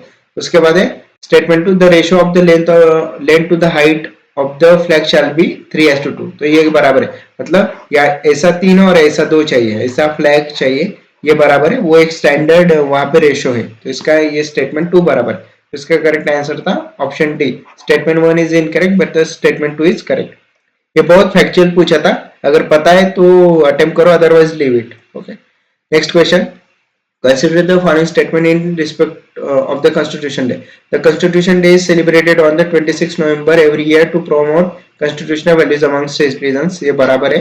Next है on 26 November 1949 the Constituent Assembly of India set up drafting committee under the chairmanship of Dr. B.R. Ambedkar to prepare draft Constitution of India, तो ये गलत है। एक्चुअली 1947 में कंस्टिट्यूएंट असेंबली असेंबल हुई थी 1949 में, तब तक तो ड्राफ्ट प्रिपेयर करके कॉन्स्टिट्यूशन का एक फाइनल ड्राफ्ट भी आ गया था, तो ये स्टेटमेंट सेकंड स्टेटमेंट गलत है, तो इसलिए इसका करेक्ट है option D, statement 1 option C, statement 1 is correct और statement 2 is incorrect. Okay, C option है इसका। नेक्स्ट है consider the following statement, statement 1 Switzerland is one of the leading exporter of the gold in terms of value, तो ये बराबर है। Switzerland actually वहां पे गोल्ड वगैरह वो इंपोर्ट भी करता है और उनके पास गोल्ड माइंस भी है, तो उस पर प्रोसेस करके वो एक्सपोर्ट करने का भी उनका बहुत ज्यादा है, मतलब उस पर उनकी इकोनॉमी का जीडीपी वगैरह भी डिपेंडेंट है, तो स्टेटमेंट 1 बराबर है। Statement 2 Switzerland has the second largest gold reserves in the world, ये गलत है, एक्चुअली 7th लार्जेस्ट है उनके पास, और मतलब स्विस नेशनल बैंक है उनके पास सबसे ज्यादा है, तो इसलिए ये 7th लार्जेस्ट है ना कि सेकंड लार्जेस्ट, तो ये स्टेटमेंट गलत था। तो इसका करेक्ट है option 1 is correct but statement 2 is incorrect, option C. Okay, next है consider the following statement. Okay, statement 1 है recently the USA and European Union have launched the trade and technology council, तो ये बराबर है। Actually trade and technology council करके एक bill था, एक उनका अंडरस्टैंडिंग है दोनों के बीच में, एक ऑर्गेनाइजेशन या फिर वो क्या बोलते हैं एमओयू उन्होंने साइन किया था कि जिसके अंतर्गत वो एक दूसरे का टेक्नोलॉजिकल डेवलपमेंट वगैरह, वो जो टेक्नोलॉजी एडवांसमेंट होगी तो उसका ट्रांसफर कैपेबिलिटीज वगैरह वो नॉलेज वगैरह शेयर करेंगे एक दूसरे के साथ। Okay, next statement 2 the USA and European union claim that through this they are trying to bring technological progress and physical productivity under their control. तो ये गलत है, उन्होंने ऐसा कोई भी क्लेम नहीं किया है, लेकिन ये सिर्फ अंडरस्टैंडिंग पर्पस मतलब दोनों की टेक्नोलॉजी का एडवांसमेंट का एक दूसरे को इस्तेमाल या फिर बेनिफिट हो पाए इसलिए उन्होंने साइन किया था, उनका कोई ऐसा इरादा नहीं था कि पूरे वर्ल्ड को डोमिनेट करे इसके थ्रू। तो ये स्टेटमेंट 2 गलत है, तो इसका करेक्ट है option C, statement 1 is correct but statement 2 is incorrect. Next है consider the following statement. Statement 1, India accounts for 3.2% of the global exports of the good. तो ये गलत है, आपको पता होगा ये आपने इकोनॉमिक सर्वे वगैरह वर्ल्ड ट्रेड ऑर्गेनाइजेशन का डेटा उसके अकॉर्डिंग हमारे इधर सिर्फ 1.8% ही है जो कि एक्सपोर्ट करते हैं पूरे देश की जीडीपी का। तो इसलिए हम जो एक्सपोर्ट पे मतलब ज्यादा दबाव या फिर उसको प्रमोट कर रहे हैं उसकी वजह से, क्योंकि चाइना हमसे बहुत ज्यादा एक्सपोर्ट करता है और बहुत प्रॉस्परस का इकोनॉमी हो गया on the basis of exports. That's why we are promoting more and more scheme for the exports, ताकि ये 1.8% से बढ़ सके, 3.2% नहीं है। ओके, तो स्टेटमेंट 1 गलत है। Statement 2, many local companies and some foreign companies operating in India have taken advantage of the India's production linked incentive scheme. Okay, ये बराबर है। PLI स्कीम था जो कि सेंट्रल गवर्नमेंट का स्पॉन्सर स्कीम था जिसके अंतर्गत जो एक्सपोर्ट करने वाले उनको कुछ फैसिलिटीज वगैरह दी जाती थी, टैक्स रिडक्शन वगैरह। तो ये स्टेटमेंट भी बराबर था। ओके, तो इसका करेक्ट आंसर था option D, statement 1 is incorrect but statement 2 is correct. Okay, next question. Consider the following statement. The Stability and Growth Pact of the European Union is a treaty that limits the level of the budgetary deficit of the countries of the European Union. ये बराबर है। Makes the countries of the European Union to share their infrastructure facilities. ये गलत है। उसके बाद था enables the countries of the European Union to share their technologies. तो ये भी गलत है। जैसे हमारे इंडिया में FRBM एक्ट है जिसके अंतर्गत हम फिजिकल डेफिसिट और रेवेन्यू डेफिसिट को लिमिट करते हैं। फिजिकल डेफिसिट अराउंड 0.3 मतलब 0.5 मतलब 2.5% और ये 0.3 मतलब 1.5% नहीं जाना चाहिए इसके बाहर। तो ऐसा ही FRBM एक्ट के अंदर हमारे इंडिया की इसमें दिया गया है। वैसे ही ये stability and growth pact European Union ने वहां पे इम्प्लीमेंट किया था उनका बजटरी डेफिसिट या फिर वो जो फिजिकल डेफिसिट वगैरह होगा उसको कंट्रोल करने के लिए। इसका बाकी दो चीजों से कोई लेना देना नहीं था। तो 89 का था सिर्फ ओनली 1। ओके, नेक्स्ट है consider the following statement. Recently, all the countries of the United Nations have adopted the first ever compact for international migration, the Global Compact for Safe, Orderly and Regular Migration (GCM). Okay, तो सब countries ने नहीं किया था। Austria ने इसको क्या बोलते हैं निगलेक्ट कर दिया, इसको खारिज कर दिया, उसने एक्सेप्ट नहीं किया क्योंकि उन्होंने रीजन दिया था कि भी हमारे कंट्री की सिक्योरिटी के लिए हम इसको एक्सेप्ट नहीं कर सकते। तो ऑस्ट्रिया ने नहीं किया था। बहुत सारी कंट्रीज और अदर भी थी जिन्होंने एक्सेप्ट नहीं किया था। सेकंड स्टेटमेंट है the objectives and commitments stated in GCM are binding on the United Nation member countries. ये गलत है। जीसीएम में जो भी कोई भी ऑब्जेक्टिव्स होंगे या फिर कोई इंप्लीमेंटेशन होंगे या फिर रूल्स एंड रेगुलेशंस होंगे वो हर कंट्रीज पे बाइंडिंग नहीं रहेंगे। जो एक्सेप्ट नहीं करेंगे उन पे नहीं लागू होगा, जो एक्सेप्ट करेंगे उन पे ही लागू होगा।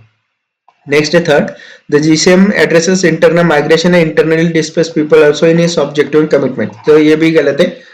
वो इस रिजोल्यूशन में बहुत सारे प्रोस्पेक्ट्स वगैरह वो ओवरऑल वो सब माइग्रेशन के इश्यू से रिलेटेड है और ओवरऑल मतलब 360 डिग्री अप्रोच में उसके साथ डील करते हैं, ना कि बस सिर्फ इन दो चीजों से। तो इसलिए ये स्टेटमेंट भी गलत था थर्ड। तो इसका करेक्ट था नन। ओके, नेक्स्ट है with reference to home guards consider the following statement. Home guards are raise under the home guards act and rules of central government. तो ये गलत है। सेंट्रल गवर्नमेंट नहीं स्टेट गवर्नमेंट के under आते हैं home guards का जो भी प्रोविजंस वगैरह होंगे। सेकंड है the role of home guards is to serve as an auxiliary force to police in maintenance of the internal security. ये बराबर है। उसके बाद है to prevent infiltration on the international border coastal areas the border wing home guards battalions have been raised in some states. तो ये भी बराबर है। तो इसका करेक्ट था ओनली 2। ओके, नेक्स्ट है with reference to India consider the following pairs action and the act under which it is covered. Unauthorized wearing of police or military uniforms, the official secrets acts of 1923। ये बराबर है। OSA 1923 के act के अंदर में ये provision है। Okay, second है knowingly misleading or otherwise interfering with the police officer or military officer when engaged in their duties, Indian evidence act of 1872। ये गलत है। एक्चुअली इसका ही 7A नाम का एक सब सेक्शन है ओएसए एक्ट का, उसके अंडर में ये प्रोविजन कवर किए जाती है सेकंड प्रोविजन। तो इसलिए ये ऑप्शन गलत था, सेकंड ऑप्शन। ओके, थर्ड है celebratory gunfire which can endanger the personal safety of others, the Arms Amendment Act 2019, ये बराबर है, ये इसका प्रोविजन था एक्चुअली. ओके, तो इसका करेक्ट आंसर है ओनली 2. अगर ये क्वेश्चंस में आपको पता है तो ये अटेम्प्ट करो, नहीं तो छोड़ दो, क्योंकि ये एलिमिनेशन टेक्निक से भी सॉल्व नहीं कर सकते थे आप. ओके, इसको एक्यूरेट आंसर चाहिए था. ओके, नेक्स्ट है, consider the following pairs, region often mentioned in news and reason for being in news. Okay, North Kiev and Ituri war between Armenia and Azerbaijan. ये गलत है, ये एक्चुअली नॉर्थ क्यू वगैरह Sudan वगैरह उस side का area है, ना कि अजरबैजान वगैरह वहाँ का है. नागोर्नो कराबाख ये एक्चुअली अजरबैजान का एरिया है, जहाँ पे वो कॉन्फ्लिक्ट चल रहा है कि रशिया वगैरह टेक ओवर करना चाहते हैं उस कंट्री को, नॉर्दर्न पार्ट को. नॉर्दर्न उन्होंने क्लेम कर दिया है, लेकिन साउदर्न वगैरह वो उसके साथ रेजिस्ट कर रहे हैं, तो इसलिए ये नागोर्नो कराबाख नाम का एक रीजन है वहाँ पे अजरबैजान में. ओके, थर्ड है खेरसन है Zaporizhzhia, dispute between Israel and Lebanon. तो ये गलत है. एक्चुअली खेरसन आपने कभी सुना होगा, यूक्रेन के इसमें उन्होंने रीजन था, वहां पे अटैक वगैरह किया था रशिया में, तो ये न्यूज में था. तो ये तीनों भी एक्चुअली मिसमैच हुए, तो इसका करेक्ट है नन. सॉरी. नेक्स्ट है, consider the following statement. Statement 1, Israel has established diplomatic relation with some Arab states. तो ये बराबर है, कुछ कुछ अरब स्टेट्स के साथ इसराइल ने उसके डिप्लोमेटिक रिलेशनशिप एस्टेब्लिश किए. Okay, statement 2 is the Arab piece initiative mediated by the Saudi Arabia was signed by the Israel and Arab League. ये गलत है. अरब पीस इनिशिएटिव एक्चुअली उन्होंने मेडिएट किया था, लेकिन इसराइल ने उस पर साइन नहीं किया था, उसने रिजेक्ट कर दिया था ये इनिशिएटिव. तो 94 का है option C.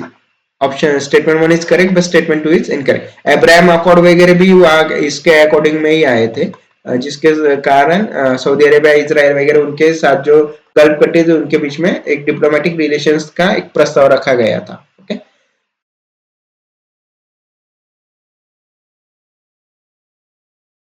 Okay, next question. Okay, consider the following pairs with regards to the sports awards. Okay, कुछ स्पोर्ट्स अवार्ड्स दिए, उसके डिस्क्रिप्शन दिया है. फर्स्ट है major Dhyan Chand Khel Ratna award for the most spectacular and outstanding performance by sport person over a period of last 4 years. Okay, तो ये बराबर है. इसको अभी हम पहले इसको राजीव गांधी खेल रत्न पुरस्कार भी बोलते थे, उसके बाद मेजर ध्यानचंद खेल रत्न अवार्ड करके उसका नाम चेंज किया गया. तो ये जो उसका डिस्क्रिप्शन दिया है वो करेक्टली मैच किया है, मतलब बराबर दिया है. ओके, नेक्स्ट है Arjuna award for the lifetime achievement by sport person. तो ये गलत है. किसी भी मतलब स्पोर्ट्समैनशिप में उसके 4 years के टाइम स्पैन में किसी स्पोर्ट पर्सन ने अच्छा नेशनल स्पोर्ट्स में अच्छा परफॉर्म किया है तो उसका अर्जुन अवार्ड मिलता है, not for the lifetime achievement. तो इसलिए इस सेकंड जो था वो गलत था. थर्ड है Dronacharya award to honour eminent coaches who have successfully trained sports person और टीम्स. तो ये बराबर है. द्रोणाचार्य अवार्ड उन कोचेस को मिलता है जिन्होंने स्पोर्ट पर्सन या जो भी खिलाड़ी है उनको अच्छे से ट्रेन किया होगा. तो ये स्टेटमेंट थर्ड जो ऑप्शन है उसका करेक्ट डिस्क्रिप्शन किया है, मिलाया है, और ये बराबर है.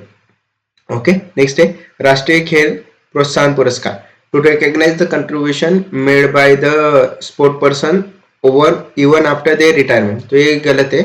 राष्ट्रीय खेल प्रोत्साहन पुरस्कार आई थिंक 2009 में चालू हुआ था, और ये जो कॉर्पोरेट्स वगैरह पब्लिक प्लस कॉर्पोरेट एंटिटीज जैसे स्पोर्ट्स अथॉरिटी ऑफ इंडिया वगैरह, ये जो प्लेयर्स को ट्रेन करती है उनका अगर एक्सेप्शनल कंट्रीब्यूशन रहा है तो उनको अवार्ड मिलता है, ना कि किसी स्पोर्ट पर्सन को. इसलिए ऑप्शन 4 गलत है. तो इसका correct only 2, first and third are correctly match. Okay, next है 96. Consider following statement in respect of the 44th chess olympiad 2022.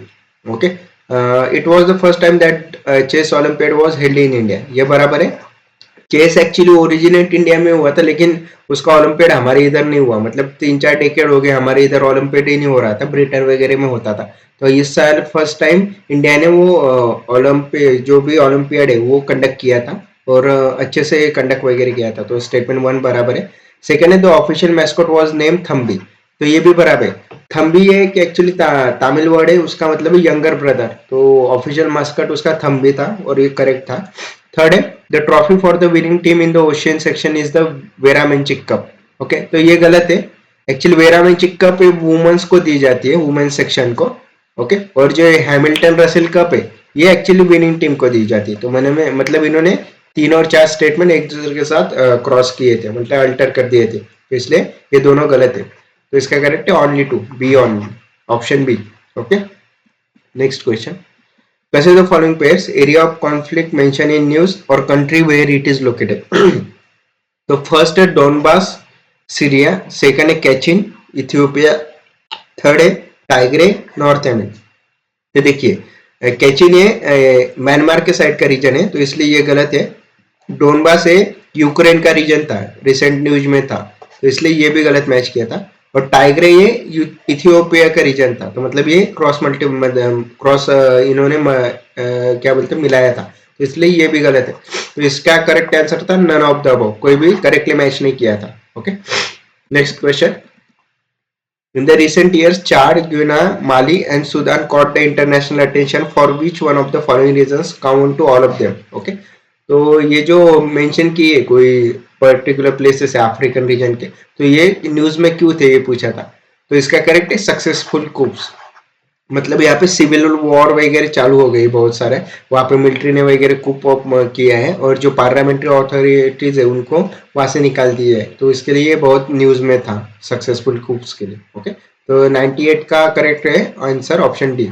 Okay, उसके बाद है 99, consider following heavy industries, fertilizer plants, oil refineries and steel plants. Okay, green hydrogen is expected to play a significant role in decarbonizing how many of the above industries. Okay, तो green hydrogen actually ये तीनों भी industry में utilise होगा, क्योंकि green hydrogen का purpose ये है कि वो क्लीन बर्न होता है, मतलब पूरी तरह से बर्न आउट होता है, उसमें से कोई रेसिड्यू गैसेस नहीं निकलते, पोल्यूशन नहीं होता है उससे, तो इसलिए वो ज्यादातर से ग्रीन हाइड्रोजन वहां पे इस्तेमाल कर सकते हैं एज अ फ्यूएल, और वो पूरा कंबस्टिबल होने के कारण इफिशियंसी भी उसकी ज्यादा है, तो इसलिए 99 का है ऑप्शन सी ऑल थ्री।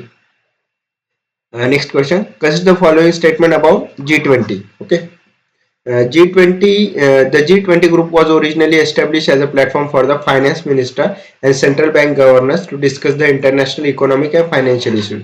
तो ये बराबर है actually.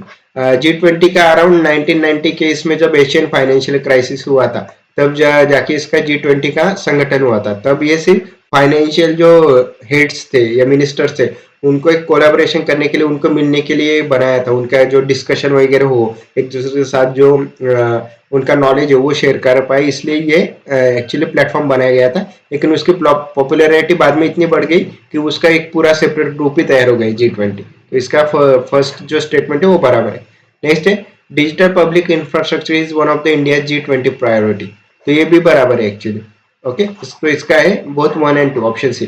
Digital public infrastructure priority क्यों इंडिया के लिए, क्योंकि डिजिटल नॉलेज वो एक दूसरे के जो भी कंट्रीज G20 पार्टिसिपेट है उनके साथ वो नॉलेज शेयर करना चाहता है और उनसे भी टेक्नोलॉजिकल एडवांसमेंट जो होगा वो लेना चाहता है, तो इसके वो एक म्यूचुअलिज्म रहेगा, मतलब वो दोनों को बेनिफिट्स होगा उसके लिए, इसलिए ये प्रायोरिटी पे रखा है इंडियन गवर्नमेंट ने। ओके, तो इसका करेक्ट है option C both 1 and 2।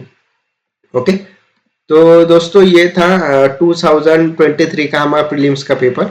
Okay, ये समवॉट टफ था, बाकी के इससे बहुत ज्यादा टफ था, क्योंकि इसमें बहुत एलिमिनेशन टेक्निक वाला जो सीन था वो यूपीएससी ने हटा दिया पूरी तरह से, आप एलिमिनेट ही नहीं कर पा रहे थे, आइदर आपके आंसर आ रहे थे 50-50% कैटेगरी में या फिर आ ही नहीं रहे थे, तो इसकी वजह से रिस्क टेकिंग कैपेबिलिटी बढ़ गई थी, इसलिए कट ऑफ भी बहुत कम गया था इस साल का। तो अभी मोस्ट प्रोबेबली ऐसा ही पैटर्न आने वाला है, क्योंकि पिछले इसमें भी ऐसा ही आया था, इस साल भी ऐसे ही आया है, तो समवॉट थोड़ा सा लेस और कम डिफिकल्टी हो सकती है, लेकिन आप 90 प्लस का टारगेट लेके चलिए। अगर आपको 90 प्लस आ रहे हैं, आपका ये टारगेट रखना है, 45 क्वेश्चन कैसे तो भी निकालने हैं अपने को, तो ये टारगेट लेके चाहिए, ये सेफेस्ट स्कोर है अगर आपको प्रीलिम्स क्वालिफाई करना है, तो ये टारगेट लेके चलिए और इस तरह से प्रिपेयर भी कीजिए। और ये हम तो हमारे चैनल पे एनालिसिस करते रहेंगे हर प्रीलिम्स के पेपर्स का, और आपको टिप्स एंड ट्रिक्स भी बताते रहेंगे, जैसे कि मैंने बताया था ग्रीन हाइड्रोजन के बहुत बार पूछ लिया गया है, न्यूक्लियर पावर प्लांट्स के बारे में पूछ लिया है, उसके बाद डिफेंस पे क्वेश्चन अभी पूछने लग गए बहुत ज्यादा, तो ये कुछ कैटेगरीज है जिसमें ज्यादातर से आने लगे हैं। अभी जो चंद्रकेतुगढ़ का एक क्वेश्चन था जो कि इस साल उसमें आर्कोलॉजिस्ट का पूछा था, नेक्स्ट ईयर में उन्होंने एक पोर्ट टाउन का दे दिया था, मैच द पेयर में पूछ लिया था, तो ये आपको एनालिसिस करना आना चाहिए, हम तो कर ही रहे हैं, हमारे वीडियोस पे आप आ सकते हैं, देखिए